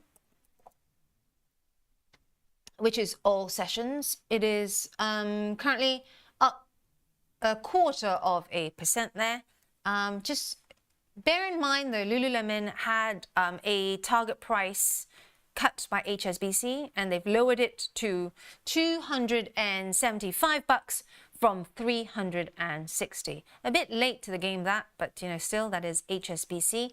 Taking a look at Nike as well, because Nike is also all sessions, one of Rich's favorites, down 0.25% as we speak on all sessions. Nike also had a broker action this morning, HSBC raising their target price there to 88 from 80. And then for some of those, let me see, I also have a scrape going on for those that are not all sessions. Let's see if there's, oh, it came up with a really strange one. I've not traded this one before, it has to be fair. And it's not on our system, Quaker Horton. If any of you know what this does, it had a target price upgrade by RBC to 150 from 134. Right, Shrimp Fred as well. Do we have a quick moment to let Shrimp Fred know about something that I was trying to find out for him? Have I got time, Producer Phil? Yes, I can hear you. We're having a bit of a connection issue today, Shrimp Fred. So when I was talking to Issa earlier on, I couldn't catch every third word, but we managed to make it work. But I was going to answer a question that you asked me about short interest. And you asked me where I found it. And many of you viewers then said to me, hey, Ange, but what if we don't have that subscription to Bloomberg and to Reuters? Well, if you go to Yahoo Finance, Shrimp Fred, and you type in any instrument, so for example, Tesla, if you go down, you'll find short interest at the bottom there. So you too can do this at home for free. Right, we're gonna have to leave it there because we have a special guest that's coming up next. I'll try and put that in the chat for you as well, Shrimp Fred. But we've got Garth McKinsey coming up next with Rich, so stay where you are. Okay guys, before I teach you how to use this, I have to teach you how to use this, the mind. The cash return wasn't all about speed, it wasn't always about power, it was about the mind. Become the bull. Visualize greatness. Okay, minds are ready, time to go. Hey, come on, Pat, come on. Cash returns, come on. Oi! Oh, you're not going to get better than cash returns.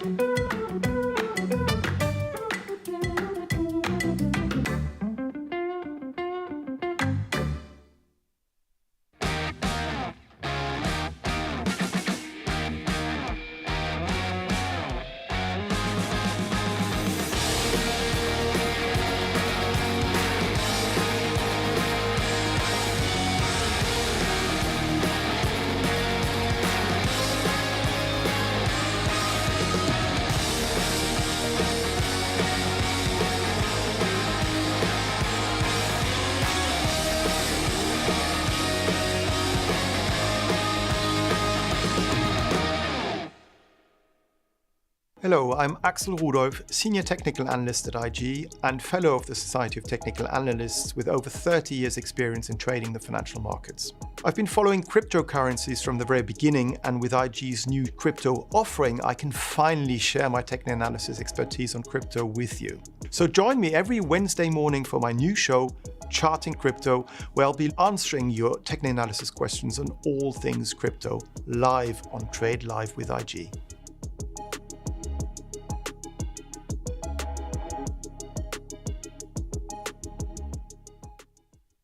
This is a huge moment for IG and a major milestone in the UK's crypto journey, with retail investors now able to buy, sell and hold 35 crypto assets with a grown-up business. Adoption is rapidly growing, and with UK crypto regulation gathering steam, we want to give existing and future investors a platform where they can trade crypto with clear and transparent fees with a provider already used by hundreds of thousands of retail investors.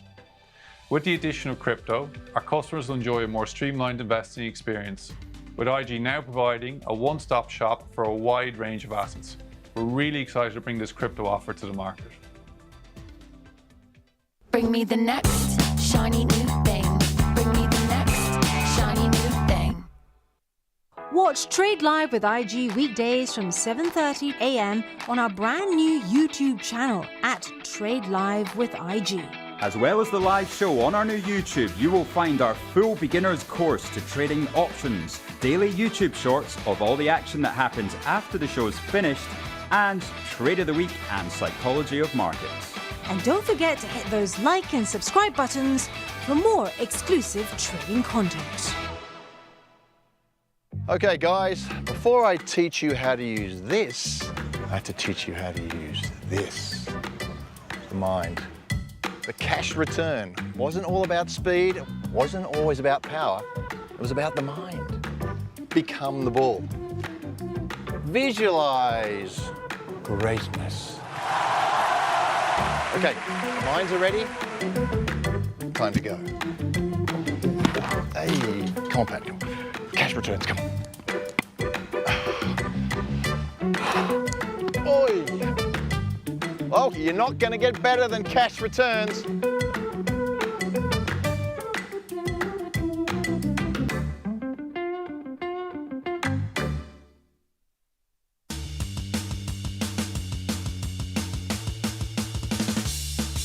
Welcome back to Trade Live with IG and Garth McKenzie joining us. How are you, sir? Hello, Rich. It's very good to be here. Good to see you. It's fantastic to have you in at last. It's taken me forever to plan it. Yeah. But at last, some of you may have heard Talking with Traders podcast, and you're now on episode 100 and... We've done about 130 episodes over the last 5 years since we started in 2020. So it's been a good run. So what we're going to do, we're going to talk about markets. We're going to talk about the indices, the currencies. We're actually going to take a quick look at South Africa as well, because some of you may have guessed from Garth's accent, that is where he's from originally. And then we'll take a quick break, and in the second half we'll go into what lessons do you learn from speaking in depth to 130 traders, which is going to be of real interest. Oh. Yeah. So, yeah, right. What do you think of markets right now, here where they are? Well, we're in that sort of northern hemisphere summertime, right? Which I know through my career has always been. I've often thought July and August is kind of a good time to go to the beach and take a break. And it does feel like we're in that sort of environment at the moment where it's a little bit choppy. There's a lot of uncertainty. The risks are still mounting, as we know. There's tariffs, a lot of tariffs going into effect on 1 August, which the market's still sort of looking. I think some of the market participants are looking and thinking, is he going to tackle or not? And it doesn't look like he is. So there's that. Well, it's certainly priced for him not. Yeah, exactly. Basically, don't believe anything he says will ever happen. And that's the way the market's priced. Yeah, but that's the risk, I think. And I think that's the risk, that what if he doesn't? What if this time he actually really is serious? So there's that. We're obviously into second quarter earnings season in the US now. a lot of the expectations have been dialed back quite a bit. So the bar is actually set pretty low for earnings this season. I think However, we're 260. Let's have a look at our updated forecast there.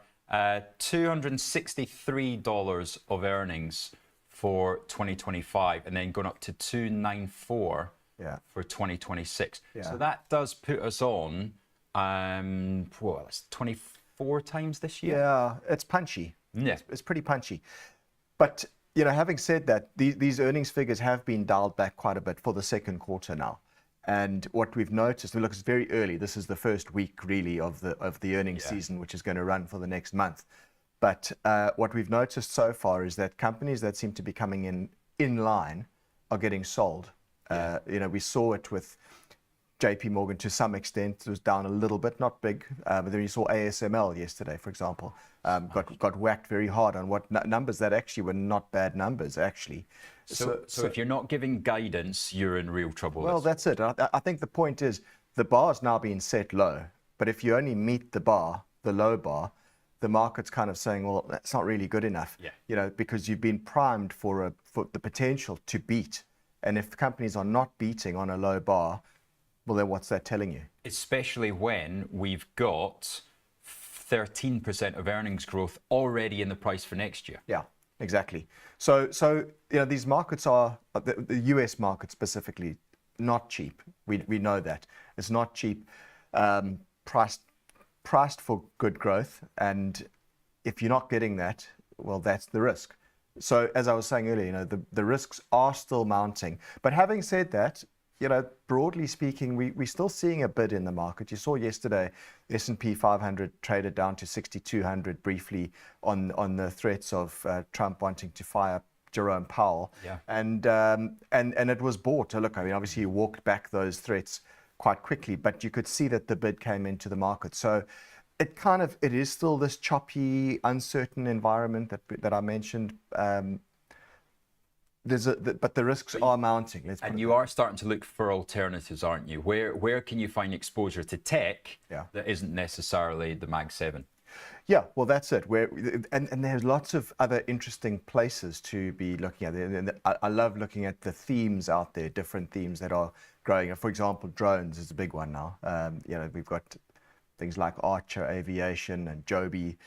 These are companies that are on fire at the moment, taking off. Excuse the pun, but these are themes that are quite exciting at the moment. So you can look outside of the Mag 7, and there are plenty of opportunities. But also you can look outside the US as well. Yeah, there's plenty outside the US, which also looks attractive. And so we've got a chart of KWeb up here. Now tell us a bit about KWeb. Well, let me bring it up and get to that chart that I've got. Let's just run through these. There we go. That's the one. That's KWeb. So KWeb is the CraneShares China Internet ETF. And I guess the name says it all, right? China Internet. Yeah. But what gets me interested is the fact that the price is now starting to actually break out through some technical resistance there. If you have a look, the $35 is the resistance area on that chart, which is where the price has bumped up against that over the last 2 months a couple of times. But this week, we've actually had a big gap out through that resistance, and you can see it happened on quite big volume as well, which is always a good sign when you get volume confirming a breakout like that. And that is an ascending triangle pattern in technical analysis terms. And the bullish breakout to the top is, well, it's good news. It should see this price have a run at that previous peak in March. So to me, this looks good. 10% from here? Yeah, potentially another 10% to get to that peak in March. But if you were to zoom out on this chart and look even further, it's actually made a beautiful big base over the last 2 or 3 years. And it looks like it's starting to build out the right side of a base. So, I think on a more medium-term view, this looks good. It's something I own in my portfolios, and I'd potentially be looking to add to it now that we've seen this breakout above $35. Yeah, let's just take so the one on my screen is in pounds. That's why it's a different price. But we can see from 2022 what it's done there. So taking you right back to when obviously the 2021 kind of fallout But this thing, as you say, it has really stabilized between that 20 to 25 sterling. Yeah. Yeah, it's potentially primed and ready. You see, I like a big base like that. You know, I love a cliche, the sayings, but they always say the bigger the base, the higher into space, and that's what we've got here, right? We've got an enormous base that has formed over the last couple of years there, and it's beginning to build out of that. You can also say that that's a stage 1 base in technical terms, and now you're starting to see the price build out of the right-hand side there. That becomes a stage 2 bull market, and that's, to me, looking like where we're headed. So I like it. I mean, as I say, I am long in my portfolios, and I potentially be looking to actually add to exposure now that it's giving this little bit of technical breakout to the upside here. Yeah. Now, we have touched on one of the main decisions that people have to make at the moment, right? I can buy this in dollars or I can buy it in pounds. Now, when you're seeing 10% moves in currencies in a year, then you have to make that decision becomes a lot more important than it has been for a long time, right?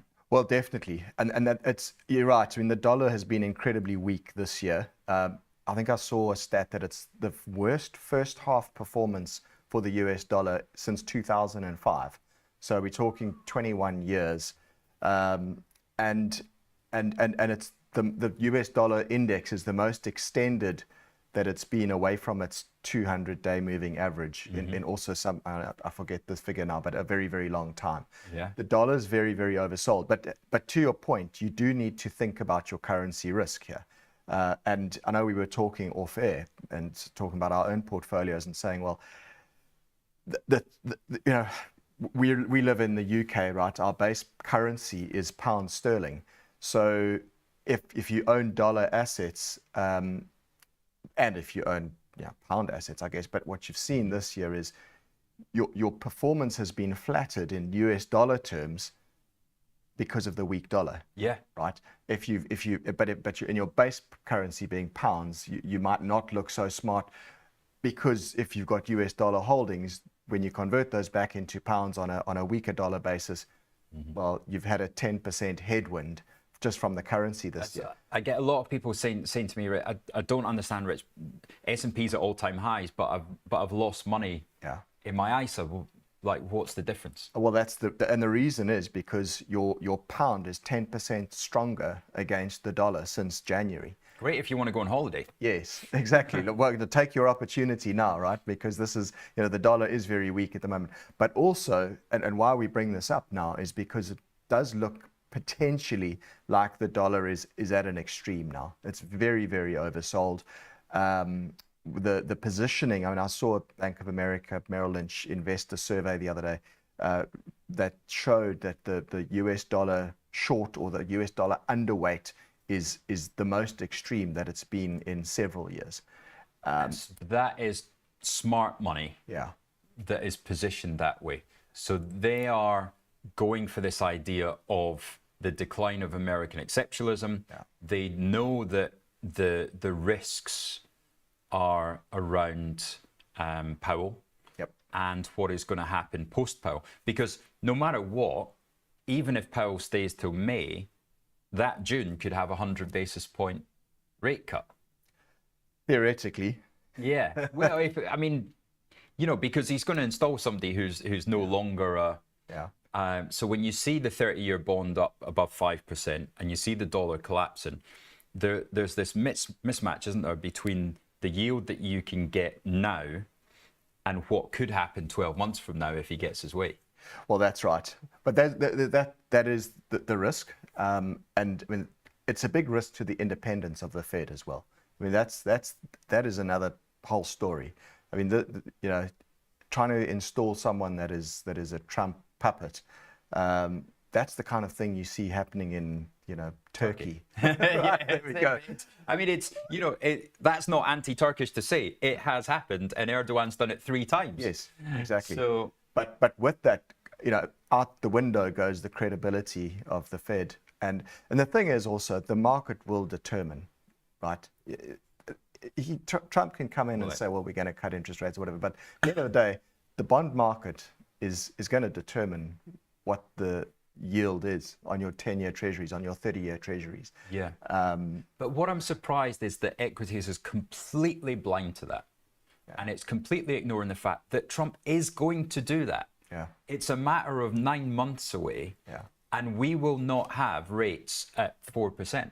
He will move the inflation target before he moves rates higher. Yeah. And that is the end of the dollar. So you can kind of understand. But then the point is, you're right, that could be the end of the dollar. But how much of that is already priced in? And that's, to go back to the point about the extreme positioning in short dollar, underweight US dollar, and so on. And there's a lot of noise around this. But in my experience, also, you tend to find that the noise is the loudest at the extremes. Yeah. And yes, I can look back and say, well, on a bigger picture basis, the dollar may yet weaken over time. But in the relatively short term, the dollar is very, very oversold now. All of these things that we're talking about are known. Mm-hmm. Is there potential for a surprise that the dollar actually makes a little bit of a snapback and rallies just a bit in the near term? And I'm not talking about a huge rally, but could we sit here in 3 months' time and the dollar is 3 or 4 or maybe % stronger than it is now? Yeah. And that's not necessarily pounds, because we could have a similar situation sort of in the UK, not central bank, but around the Chancellor and around those policies.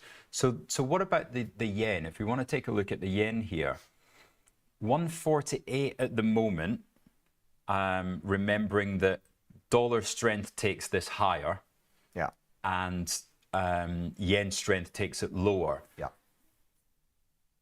I wonder, that's a really interesting sort of tug of war there, isn't it? Because very different things going on in Japan. Well, very different things. I mean, have you seen what's happened to Japanese bond yields? Right, that bond yield chart is trying to break out through the top of the screen. Yeah. And that goes hand in hand with the weakening of the yen as well.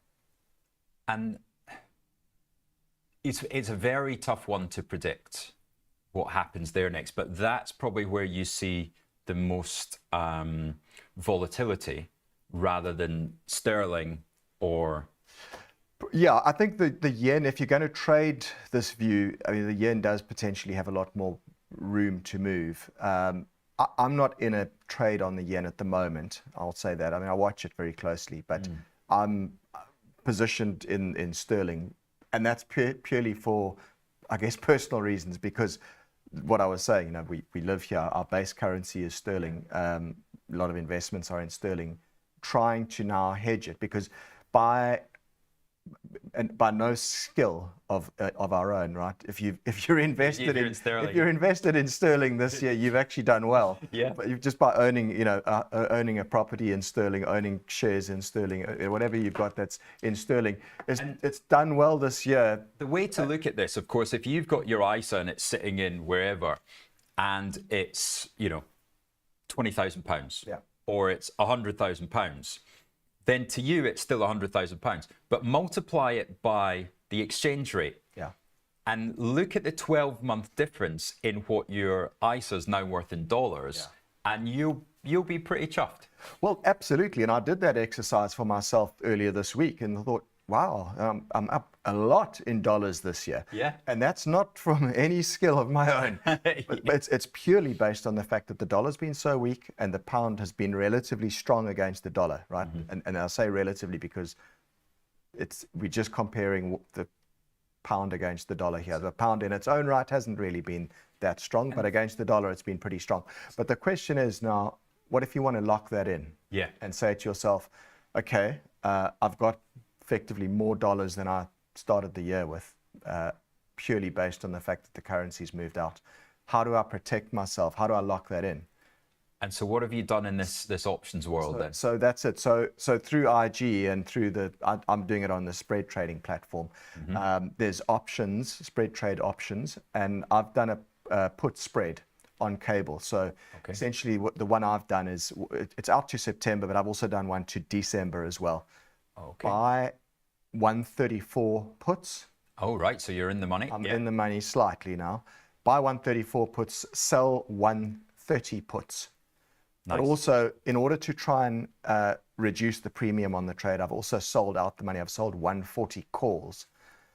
Now, this is we haven't spoken about this beforehand. I think I've got pretty much the same trade on. Okay. But it's let me just check this. Sorry, where are we? Yeah, 132, 125. But I've done it had done it in 1x2, and I've taken it in now. Yeah. So it's similar sort of delta. Yeah, there we go. So mine is a 1 by 1.2, right? So if I've bought 10 of the 134 puts, I've sold 12 of the 130 puts.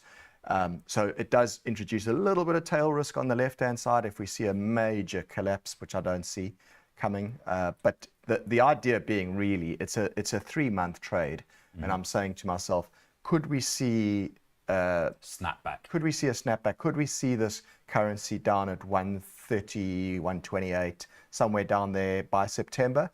I don't think that's beyond the realms of possibility. And by doing that, essentially, I'm just hedging a little bit of my dollar exposure and locking in some of those gains that I talked about in US dollars, which have been made fortuitously just by being, long of sterling assets this year. That's it. Makes complete sense.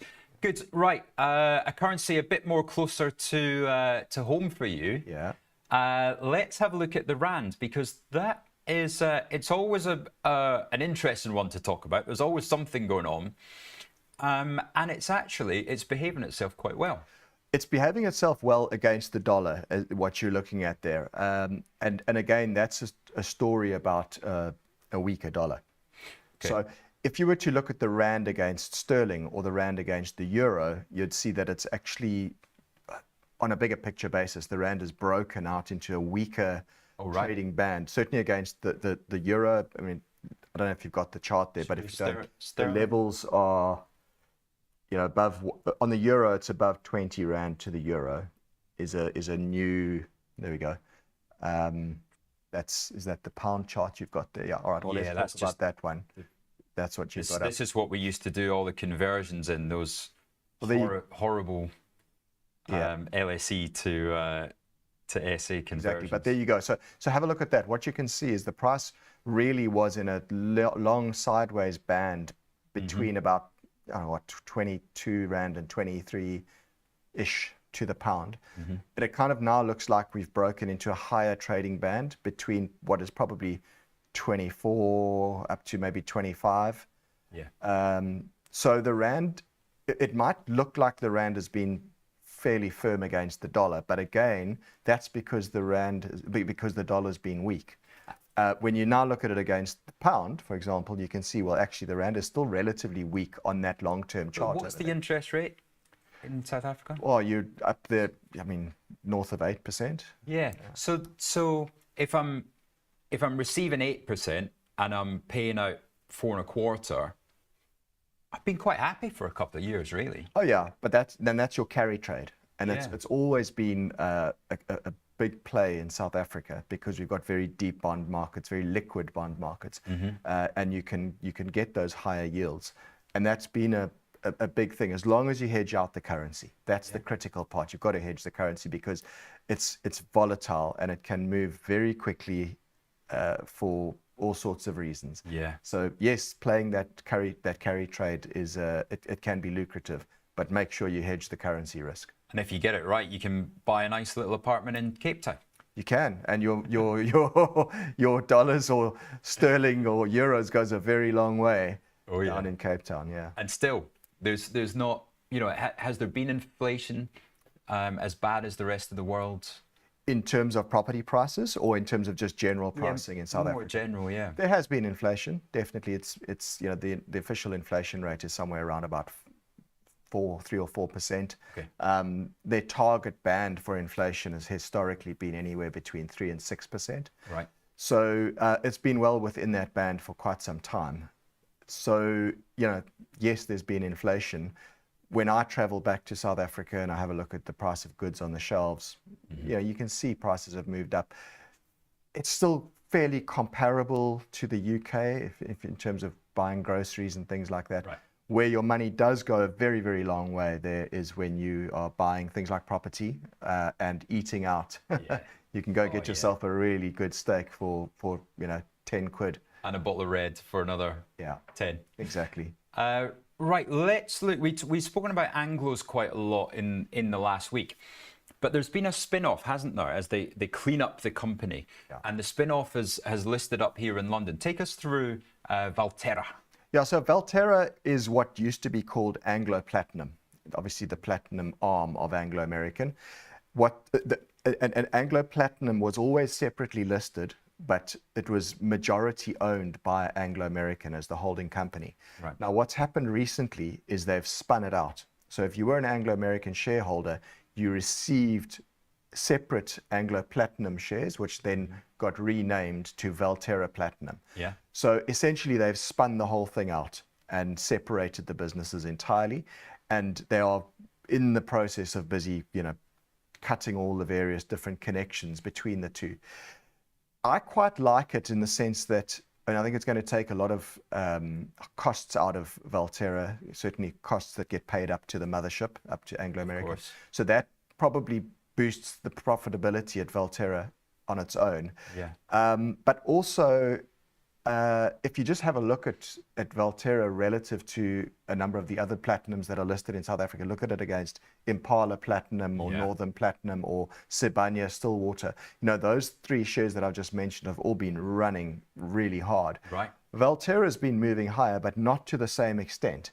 And the thinking behind the reason is really that there's still an overhang of stock, an overhang of Valterra stock because of that unbundling.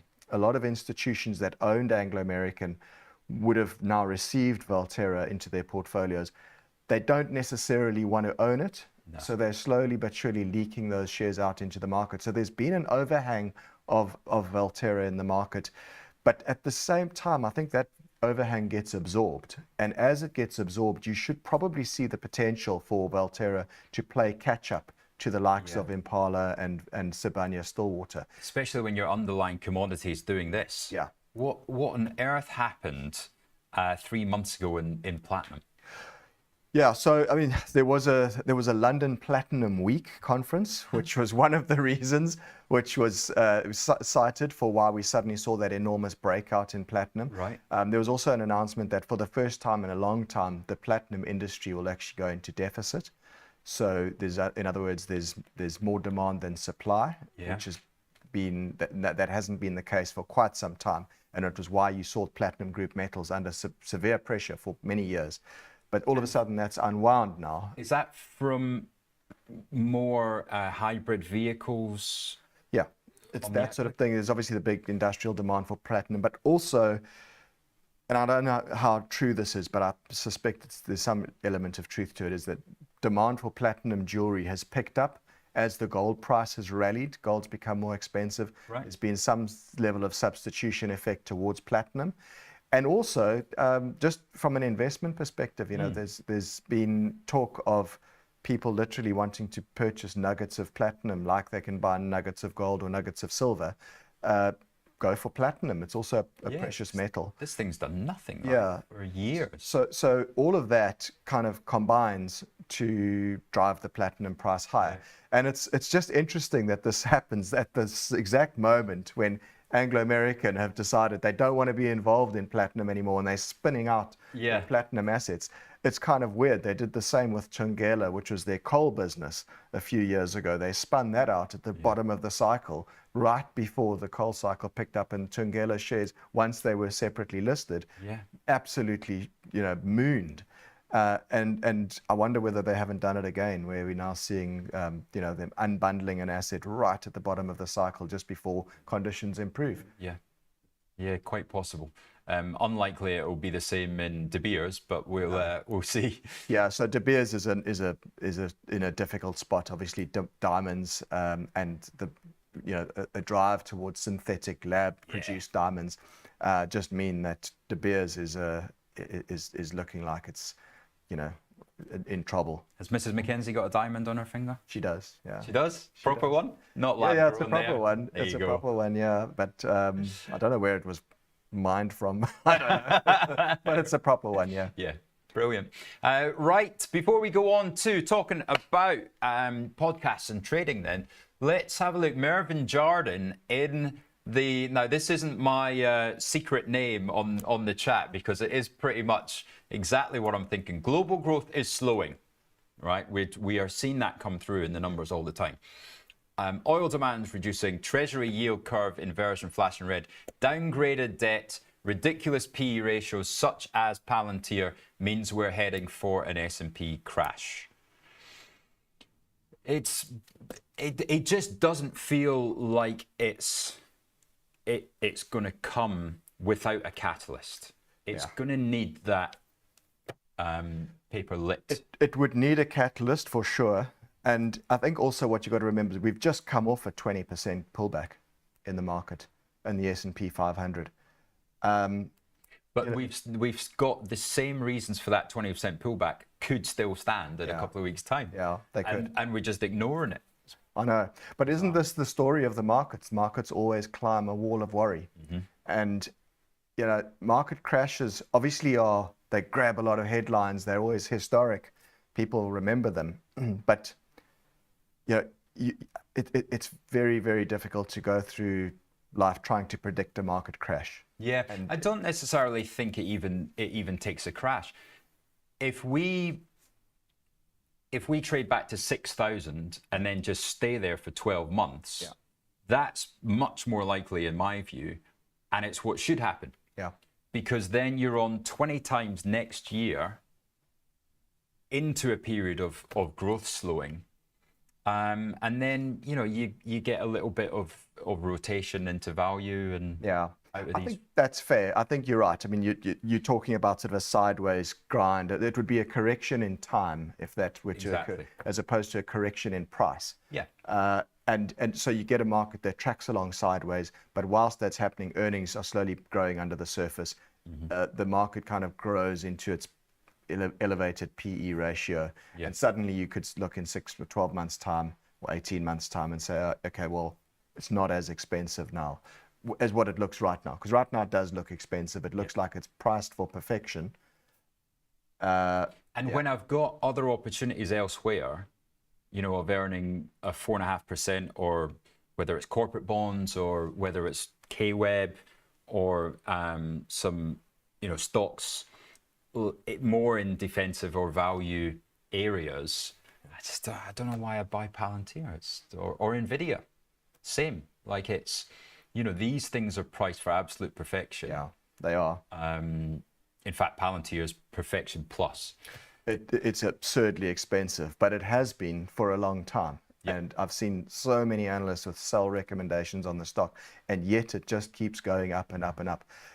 And the thing about these kind of companies, I mean, it takes me back to Tesla as well. How many years have we said, oh, Tesla's overvalued and it's ridiculously expensive and it's going to crash? And it was, many analysts had a sell recommendation on it, and it just grew and grew and grew into its earnings. And, then it did drop to $100 in 2022. It did at some point. But I think the point is, as a trader, I'm big on looking at the price action in things and saying, what is the price action telling you? Listen to the price. Yeah. Because you can have an opinion that Palantir is expensive. Sure, it is. But look at that price action. It's strong.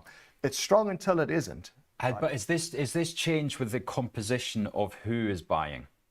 Right? Because the buyers now are ones that don't care for economics. They don't care for understanding valuations. They are buying their favorite names, and they're doing it month after month after month, and they never sell. Yeah. Well, they never sell maybe until it one day does crash, and then they often end up selling at the bottom. But that's another story for another day. Again, dance close to the door. I like that. But while the music's playing, and the trends are up and the price action is strong, you either got to be in it or just don't be short. That's the point. Because these kind of things that keep on running in these theme stocks, these story stocks, like a Palantir, like an Nvidia, a lot of people will look at exactly what we're saying. Oh, they're so expensive, it's ridiculous, it's a short. Well, you know what? Markets can remain irrational longer than you can remain solvent. So it's a dangerous game to be, trying to bet against that momentum. Yes, at some point, I'm sure there will be a big correction in those stocks, and some level of common sense will prevail. But we're not there right now. That's the problem I have when I speak to people, that their view is to hold forever, right? Yeah. The probability that Nvidia will be lower at some point in the future is 90%, right? Yeah. It will trade at some point lower, is between 88 and 90%. Therefore, why hold it when it is at the risk of any setback pulling it back, when I know I can buy it lower? I only have a 10% chance that we'll never have the chance to buy this lower. Yeah. That's what I don't understand. Anyway, these are all, now I know I'm do the Irish exit at the parties. I should dance close to the door. Yeah. Now I know what's going wrong. Stay at the party, just dance close to the door. Run a trailing stop loss on these things. Yeah. If you own Nvidia, it's probably wise to downweight it slightly because it's so richly priced. But run some sort of a trailing stop loss. Maybe you watch it, 50-day moving average as a guide. And when it drops below that, well, that's your time to leave the door, right? But until then, well, the music's playing. And see, now these are all the valid and very valuable lessons that you can learn from listening to Garth's podcasts, Talking with Traders. We're going to talk about that after the break, coming up in 1 minute. Okay, guys, before I teach you how to use this, I have to teach you how to use this, the mind. The cash return wasn't all about speed, it wasn't always about power, it was about the mind. Become the bull. Visualize greatness. Okay, minds are ready. Time to go. Hey, come on, Pat. Come on. Cash returns, come on. Oi! Well, you're not going to get better than cash returns.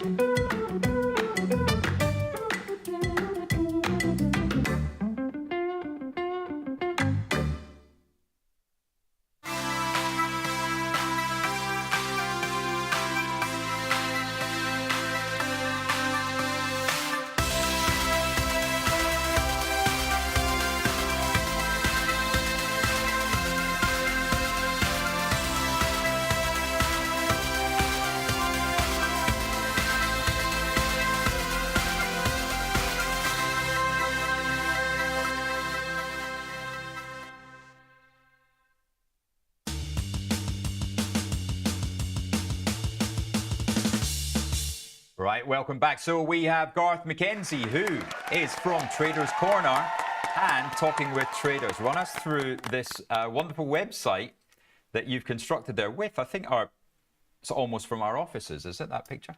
Well, it's an old picture because you can see that the shard is still being built. Of course. But yeah, I mean, obviously that's looking up the Thames in London. The website is traderscorner.london. So basically that is where I publish all my market strategy. I do a thing every day called the Daily Desk Journal, looking at what I'm doing in the markets, where I'm seeing opportunities. It's up before 8:30 a.m. South African time, 7:30 a.m. London time. Nice. So I'm up early in the morning working on this, putting together some strategies, very much technical analysis focused. And then throughout the week, I have some other reports which are more long-winded, let's say, than the Daily Desk Journal. And views on, stocks, both international stocks as well as South African stocks, where I have a lot of clients still down there. Brilliant. Yeah. And as for the podcast, we're on, number 130, did we say? Yeah, around about 130. I lost count, but we're thereabouts. So it's Talking with Traders. We started this in 2020 during the pandemic, and actually it was something that IG sponsored at the time. And initially it was supposed to just be 6 episodes, and we would just test the waters. And we did 6, and it was well received. So we thought, let's do another 6. And it kind of just went from there. That's incredible. And it grew and grew. So I've had some great guests on over the years, some quite high-profile names as well, which has been a privilege to interview, guys like Tom Sosnoff. Oh, Sosnoff has been on, has he? Sosnoff's been on from Tasty Trade. and a number of others. So yeah, I mean, it's a privilege to talk to experienced traders, to get their insights, and effectively to get 40 minutes of their time, undivided, and ask them questions. It's a real privilege. And Well, over the years, exactly what we've stolen from you today. well, there we go. Yeah. Now, take us through what kind of lessons you learned from speaking to that many experienced, professional, and wise traders. Well, there are so many lessons, but there are certain things that stick out in your mind, and certain little quotes that always stick with me. What I will say is that all of the traders have different methodologies, different time frames, different ways of analyzing the market. The one thing that all the successful traders do have in common is risk management. They keep their losses small and try and maximize their wins. And it really, that is the one commonality that I've seen across all traders. And if you read any of Jack Schwager's Market Wizards books, that's also the same commonality that comes across with everybody. But there are many. I mean, one of my guests once said, and it just sounds so obvious, but he said, in this business, you have to take risk to make money. You get paid for taking risk. And it sounds obvious, but if you stop and think about it, that a lot of the time people don't appreciate that, or maybe don't understand it at its most basic level. You have to take risk in the market if you want to make a return. If you don't take any risk, you're going to make nothing. But at the same time, you have to manage that risk so that it doesn't wipe you out either. And it's obvious, right? As traders, you have to take risks to make money, and you get paid for taking risk. But if you don't take the risk, you ain't going to get paid. And there's an easy way to not take any risk in life, and you stay in bed. Right? What's your payoff there? Exactly. Yes, you could get hit by a car on the road. You could, go on holiday. The plane could crash, whatever. But it's always about judging probabilities. When to take more risk, versus the return that you think is likely. And that's where, is there a feeling that sometimes 3 or 4 times a year, there are huge opportunities? Most definitely. And that's the thing that I found throughout my career, is that as a trader, most of your year's returns, actually, when you really look at it, often come from 3 or 4 trades. And in between that, you're scratching around, you're making a bit, you're losing a bit, you're making a bit, you're losing a bit. But the point is, and I often liken this to scratching for diamonds. We talked about De Beers, so let's take it back there. But I think about it like scratching around for diamonds. You've got to be scratching if you want to find anything. You're going to probably find a lot of dirt. You're going to dig up a few small diamonds. But if every once in a while you'll dig out a big one, big diamond. And that's kind of the way I view the market, is I scratch around every day. I'm looking through the charts, looking through the opportunities. You don't know when the next big diamond is going to reveal itself, but it's there somewhere. Diamond's the opportunity, not the profit. Well, yes. You're trying to just find that opportunity that sticks out, and you're scratching your head and you think, surely I don't have that growth with that yield at this price. Well, that's it. And you're quite right in saying that there are a handful of these that come around every year. And you've just got to keep your eyes open. Look for them. They're not going to fall in your lap. That I can tell you. You need to be doing the work. You need to be scratching around, reading, looking at charts, following the news, seeing what's going on in the world. But by doing that, the opportunities will reveal themselves. And then it's a question of knowing when to act, how to act, but how to manage the risk as well on those things. Because is there a recurrent theme of when people get burnt and when they take big hits, upon reflection, would they now know how to miss those? Well, I think it comes with experience. You learn how to manage risk. Look, every trade that you go into, it's a probabilities game. You don't know whether it's going to be a winner or a loser. Sometimes you can have an opportunity that you think looks like an absolute sitter, and it doesn't work. That's happened to me many times as well. So you've kind of got to go into every trade knowing the risks and knowing what your plan is if it doesn't work out. Where's your stop loss? How big is your position size? Yeah. Where do you call it quits, right?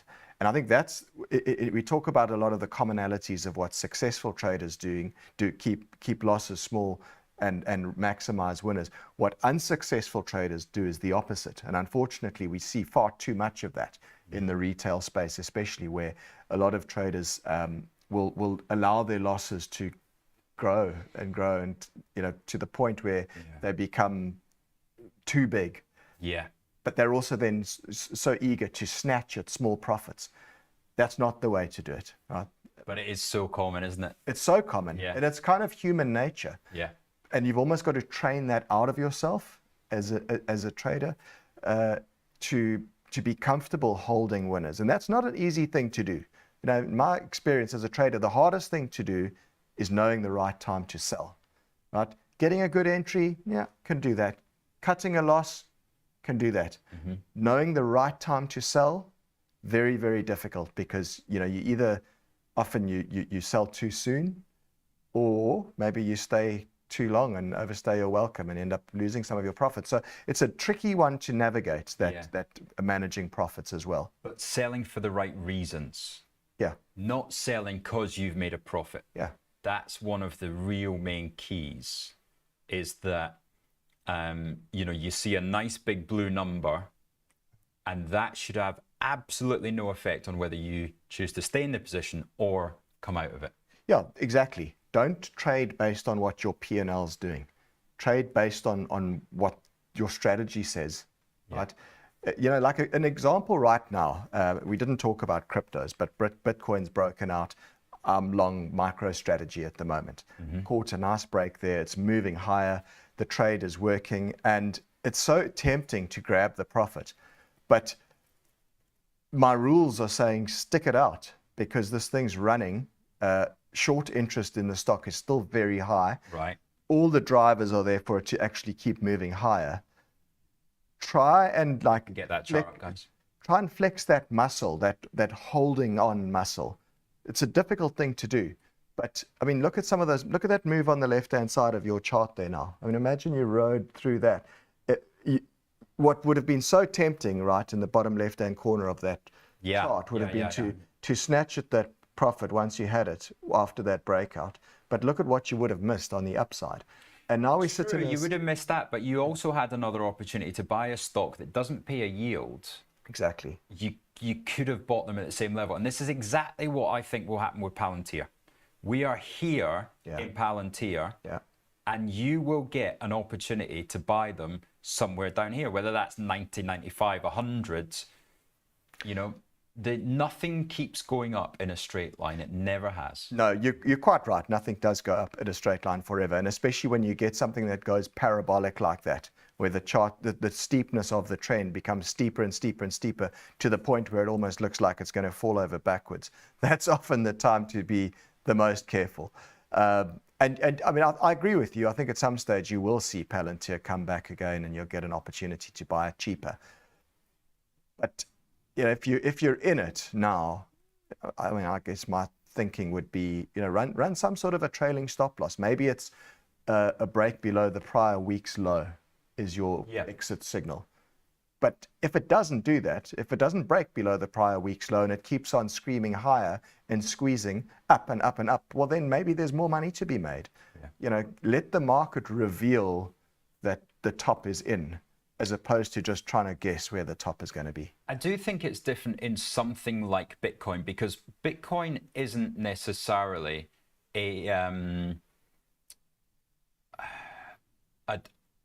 thing in itself. Maybe gold's the better example, right? To me, gold isn't a thing. Gold is the opposite of the government and the government's discipline on budgets and the central bank's discipline on things like QE. So all I'm doing is actually being short government discipline. Yeah. That's my view on holding gold. And therefore, I'll hold this till it's 5,000.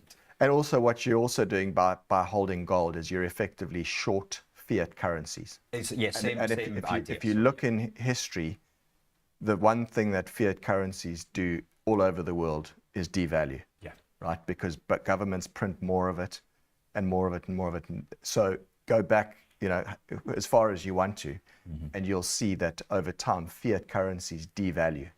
What hasn't devalued is gold. Gold's been the ultimate hedge against, as you say, against governments, against weakness in fiat currencies. Yeah. So it's a great hedge. Unfortunately, it doesn't pay you any yield. That's the downside of gold. But it does preserve your purchasing power over the long run. Right, that is us at 10 o'clock, Garth. Thank you very much. That time has flown.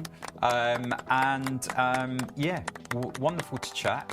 Thank you for having me. And yeah, just a reminder on where people can find more of you and the podcast. So my website's traderscorner.london, and the podcast is on YouTube. It's Talking with Traders, and you can find it there. Fantastic. Great. Thank you all for joining us today. Discerning Admirer is back. Love it. Talking about the scratching there. And yeah, anybody who missed John Meyer on, what were we now? Monday. Then we're going to replay that just now. So the program will go to 10:30 today to make up for our little journey outside and the fire alarm yesterday. But yeah, that is us. Great to chat, and we'll see you again soon. Thank you. Thank you all.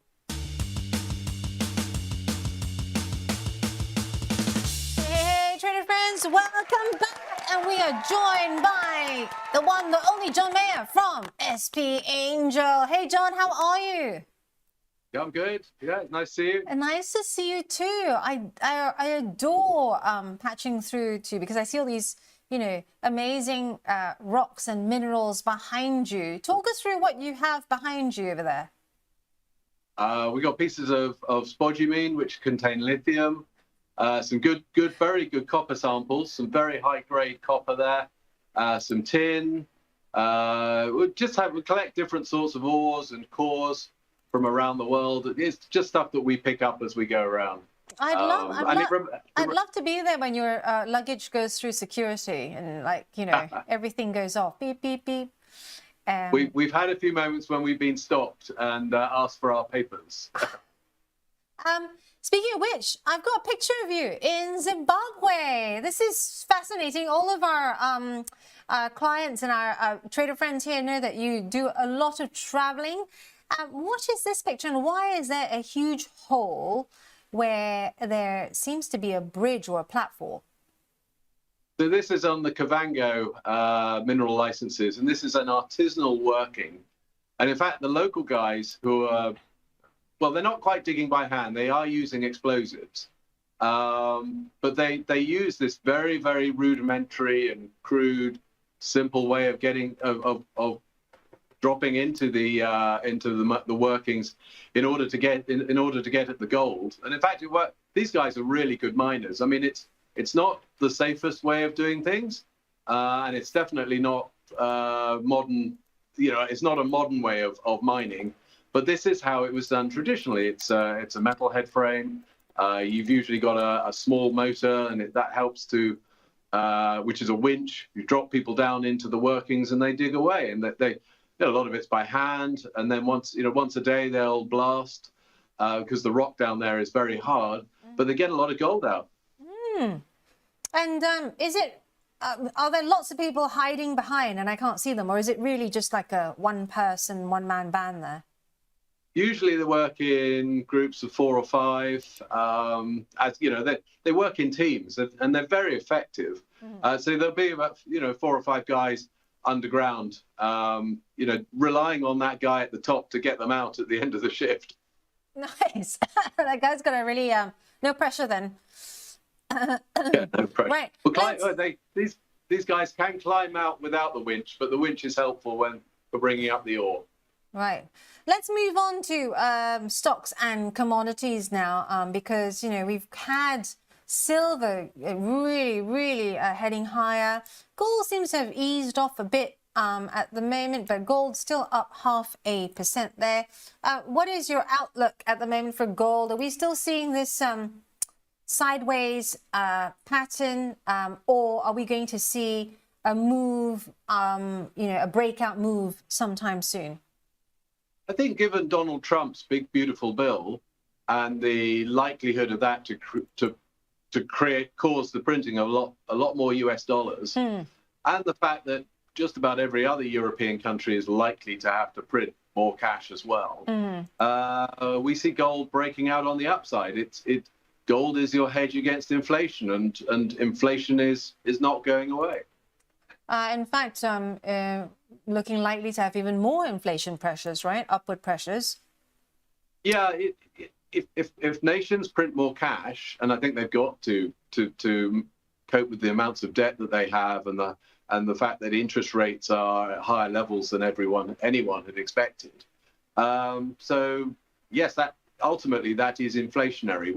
Whether you see that in the very short term is a moot point, because economies are struggling a little bit. But China's still growing, and everybody has to keep up. And part of the big beautiful bill is so that America can splash more cash and try and keep the pace with China. So let's talk about whether or not one should lean into the fundamentals of this, or actually do you see more opportunities looking at gold producers, for example? I think a lot of opportunity for gold producers, because, as I say, there aren't that many new gold mines in the world. The industry's been starved of cash for something like 12, 13 years now. A lot of explorers have been going, they've been forced to go slow. They might have good projects, but they've had to work on them very, very slowly. So the pace of new mine development is shockingly poor at the moment. And I think it will pick up, but we're just beginning to see the first signs of that. So, yeah, I think in a world where there's more physical cash, more paper money, people are going to look for hard assets. Gold, copper, silver, they're all good hard assets that people like to own. If you hold a bar of gold, you understand why you want to own it. So yeah, it's one of those asset classes that continues to do well. It performs in these times of uncertainty. Let's talk about some of the names. Which ones do you like? I mean, there's Barrick Gold, there's Newmont. Which ones? There's also Newcrest. Which ones do you think have the best upside? For example, for those watching this space, thinking, well, I've traded the price of gold, but I want to look at miners now. Well, we focus on the smaller companies. Barrick's not my favorite because, well, one, it's a very large company, but two, it's probably lost a key asset in Mali to the government. They've decided to seize that asset back, and in fact, they had a helicopter in there last week taking a ton of gold out of the vault. So that I don't think that's being so well managed. Newmont would be a better play on the larger side of things. But there are other companies, gold, copper companies I would go for. In fact, Barrick did change its name from Barrick Gold to Barrick Mining to highlight that transition. But on the smaller company side, I think there's quite a lot of little companies to look at, which, as I say, have been going slow, but actually have good growth opportunities going forwards, like Ariana, like SolGold. There's quite a lot of these things. And for those of you watching, if you'd like me to try and get some of these CEOs from these mining companies, do let me know, because they travel widely, and also they often come to London for the Resourcing Tomorrow. We used to be known as Mines and Money, didn't it? I don't know why they changed their name, John, but it's now Resourcing Tomorrow, I believe. Yeah, well, there's a lot of competition in the mining conference sector. And there's the One-to-One group also manage conferences in London. And the original Mines and Money, I think, was a fantastic event. But it was very traditional in that everybody would troop into a room and listen to some expert speakers and occasionally myself. The format's changed. Everybody seems to want one-on-one meetings with the companies, and that's good. But once you've had 20 one-on-one meetings, it's quite difficult to remember the first one from the last one. So we prefer to actually spend more time individually with the companies. But yeah, they're good opportunities. If you pick 4 or 5 companies that you really want to talk to, I would say that it's a good focus. So use these events, use resourcing tomorrow, use one-to-one, and find out really what's going on. And for, the thing about investing is always invest in a company that you trust and where you really believe in the management. That's the key bit, because good management can take a sort of a slightly rubbish asset and do great things with it. Look at Anglo-Asian Mining, the most fantastic management team operating in Azerbaijan. The assets were never first class, but they have done brilliantly with those assets. And in fact, they're expanding fast in the world of copper going forward. So they've got a new mine that the government has asked them to develop a new mine with them. So I think it's a stock that will go up and up. I should say that we act as nomad and broker to the company.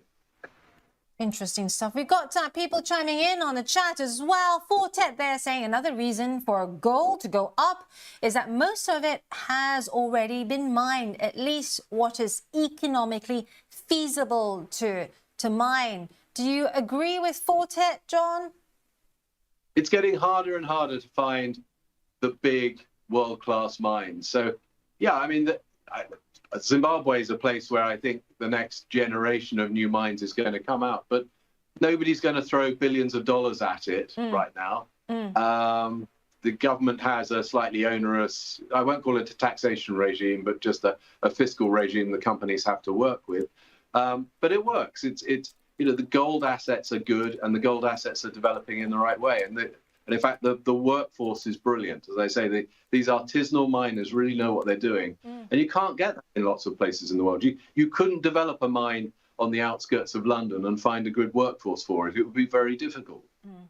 RSAC's also chiming in right now. And is it better to go for minus ETF? We have gold minus GBX or junior gold minus GBXJ. So that's a question for you. Do you have a preference?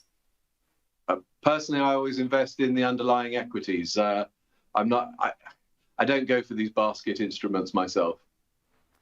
Interesting stuff. RSAC's, that is John's view.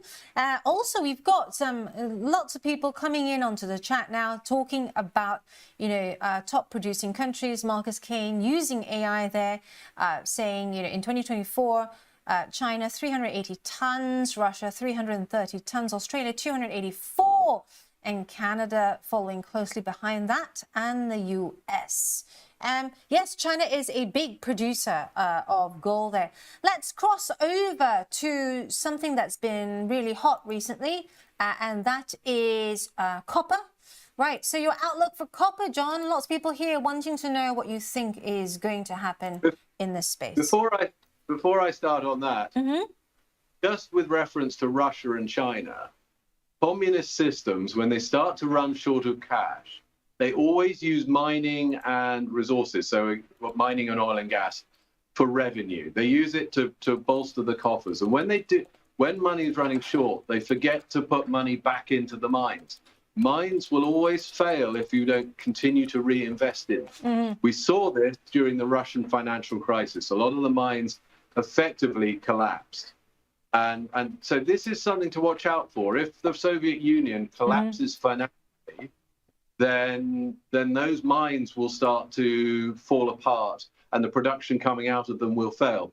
Now, we don't see that with China right now, but it's always a possibility going forward. So governments should never run mining projects or mining companies.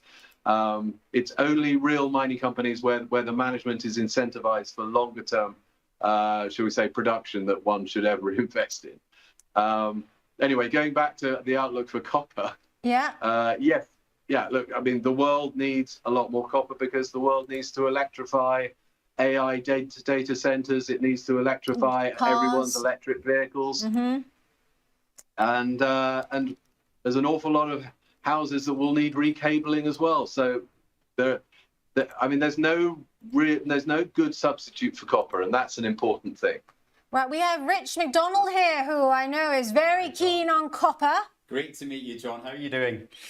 Yeah, good. I was especially interested there when you said about Anglo-Asian mining, and you're an expert in these smaller names. What would be your Other names that you'd be particularly interested in at the moment that our viewers can get involved in? Oh, I hate being put on the spot. Well, we're quite. Yeah, it's very difficult to remember. I know you said you like Newmont in terms of a bigger sized one. But if you could have anything. Yeah. Yeah, no, Newmont it's always been a class company. I mean, not to say that Barrick is a bad company, but it's just it's undergoing an unfortunate situation in Mali. But they also want to get involved with building a huge copper mine in Baluchistan in the north of Pakistan, which I think is going to be a very, very difficult thing for them. But there are other good players around. I mean, there's I tend to think of the mines more than the company names when I'm under pressure. But Resolute we quite like. But it's a UK and Australian company. They've been operating in Mali, but they have other operations. And Sarabi. Look at Sarabi. They're a good little company operating out in Brazil. That seems to work well for them. In terms of commodity choice, John, what order of preference would you put in where you think there's strong fundamentals in commodities? Well, for me, I always want to buy copper. Tin is another one. Tin is a bit more of a wild commodity because it's less liquid, it's less well traded. But it does that you can't get tin from many parts of the world. And in fact, the Cornish tin mining industry, if we look at South Crofty, the old South Crofty mine, which is where I started my career. Carlo Verda, knowing his tin stuff. Carlo Verda in the chat saying tin South Crofty. You from that region by any chance? I'm not from that region, but that's where I started my mining career. So Cornish Metals is the company, and I'm very proud for the fact that we act as nomad and broker for them. So yeah, I mean, I'm really looking forward to the restart of that mine. There's lots of tin down there. There's no doubt about that, and they are getting on with it. They're certainly pushing ahead. They've been broadening the expertise within the team. And having that expertise is all important. And there are a lot of, they finished mining and that mine finished at the end of the 90s. So there are guys around who know how it works. And the good thing is they actually started using some very new modern mining techniques in the last few years. So we know that those techniques work underground. It'll give us a very good idea on the economics going forwards.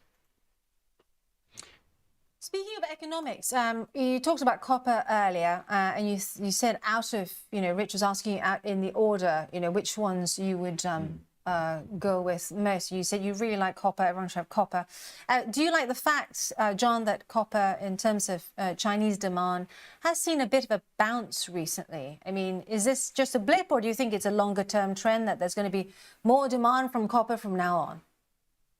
I think there's definitely a longer-term trend for more demand. As I say, electric vehicles and data centers are just two of the key drivers. But there's, national grid systems need almost rebuilding. I mean, we all rely on electricity for just about everything we do these days, and if the grid network has to be robust.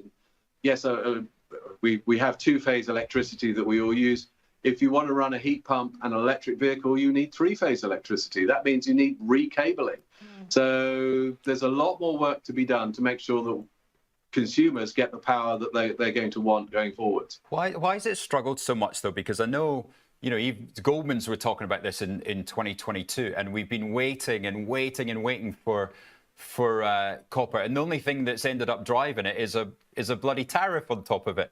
Well, why is the surplus not been eaten away yet? Well, the mining industry is always trying to grow. So we had about 3% growth in copper production last year. If anything, I think we're going to see a deficit by the end of this year, and in fact, we'll almost certainly see a deficit in Asia because so much physical metal has been dragged into the US. That metal's gone to the US because of premium prices out there, largely on the back of Donald Trump's Section 232 tariff investigation on the copper industry, which is madness. Let's face it. I mean, the idea of having huge copper tariffs between America and the rest of the world doesn't make sense to those of us who are looking at it.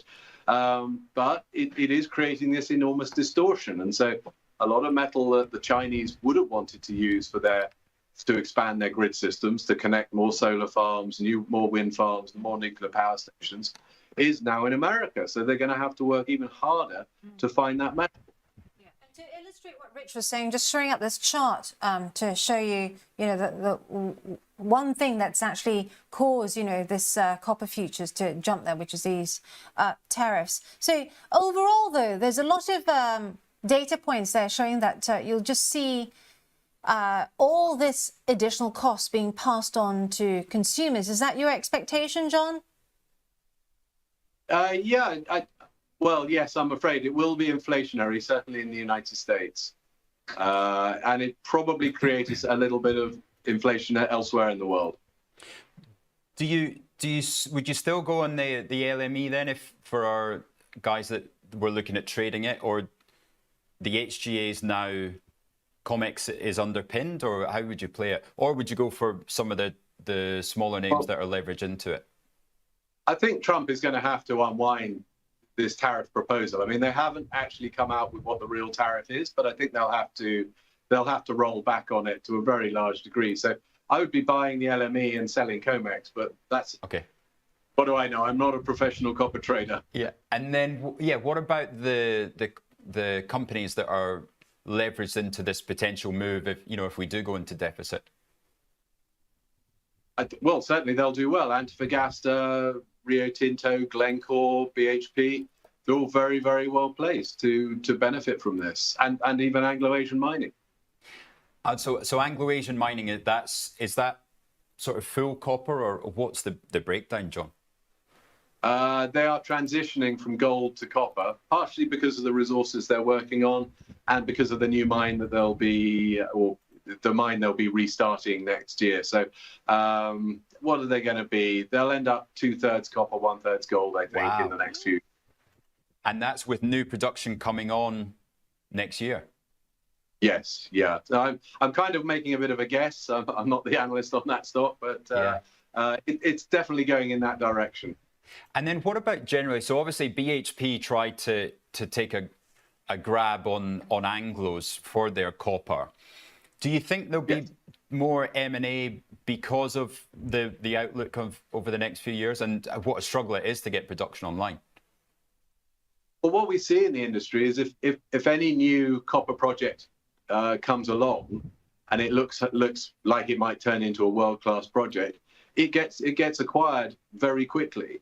And we see this time and time again. So it's important to, we've got a team of guys looking around the world trying to keep an eye out for what's promising in this world. I mean, not just copper. We're looking for gold mines, tin mines, silver mines, that sort of thing.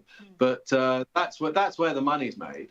Just switching over to platinum, R. Saxena asking if you had any thoughts on Sylvania Platinum.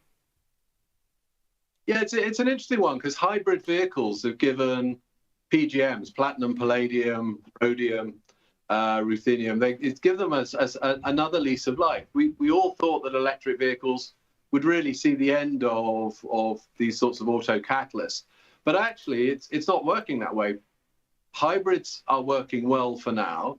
Electric vehicles have still got a way to go before they beat hybrids in terms of many performance metrics. So it's definitely PGMs are going to do well for a while, and because of the situation.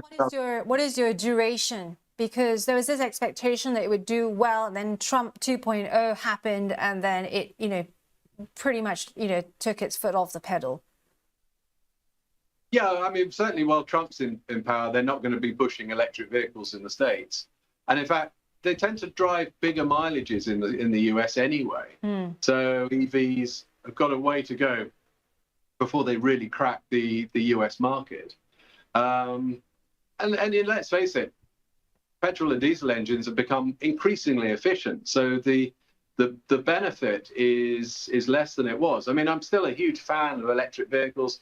My next car, I'm sure, will be electric, but I'm still waiting for better battery range.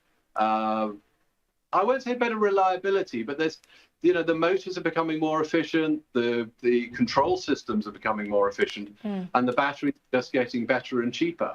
So why not a little bit? RK asking, any thoughts on MP materials?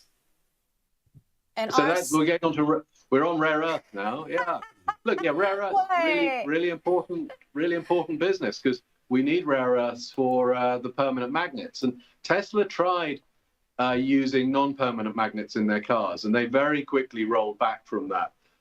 Your car will be much more efficient. It'll work much better if it's got permanent magnets in the motors and in all the other control systems as well, you know, the door locks and stuff like that. So yeah, MP materials, not a bad idea.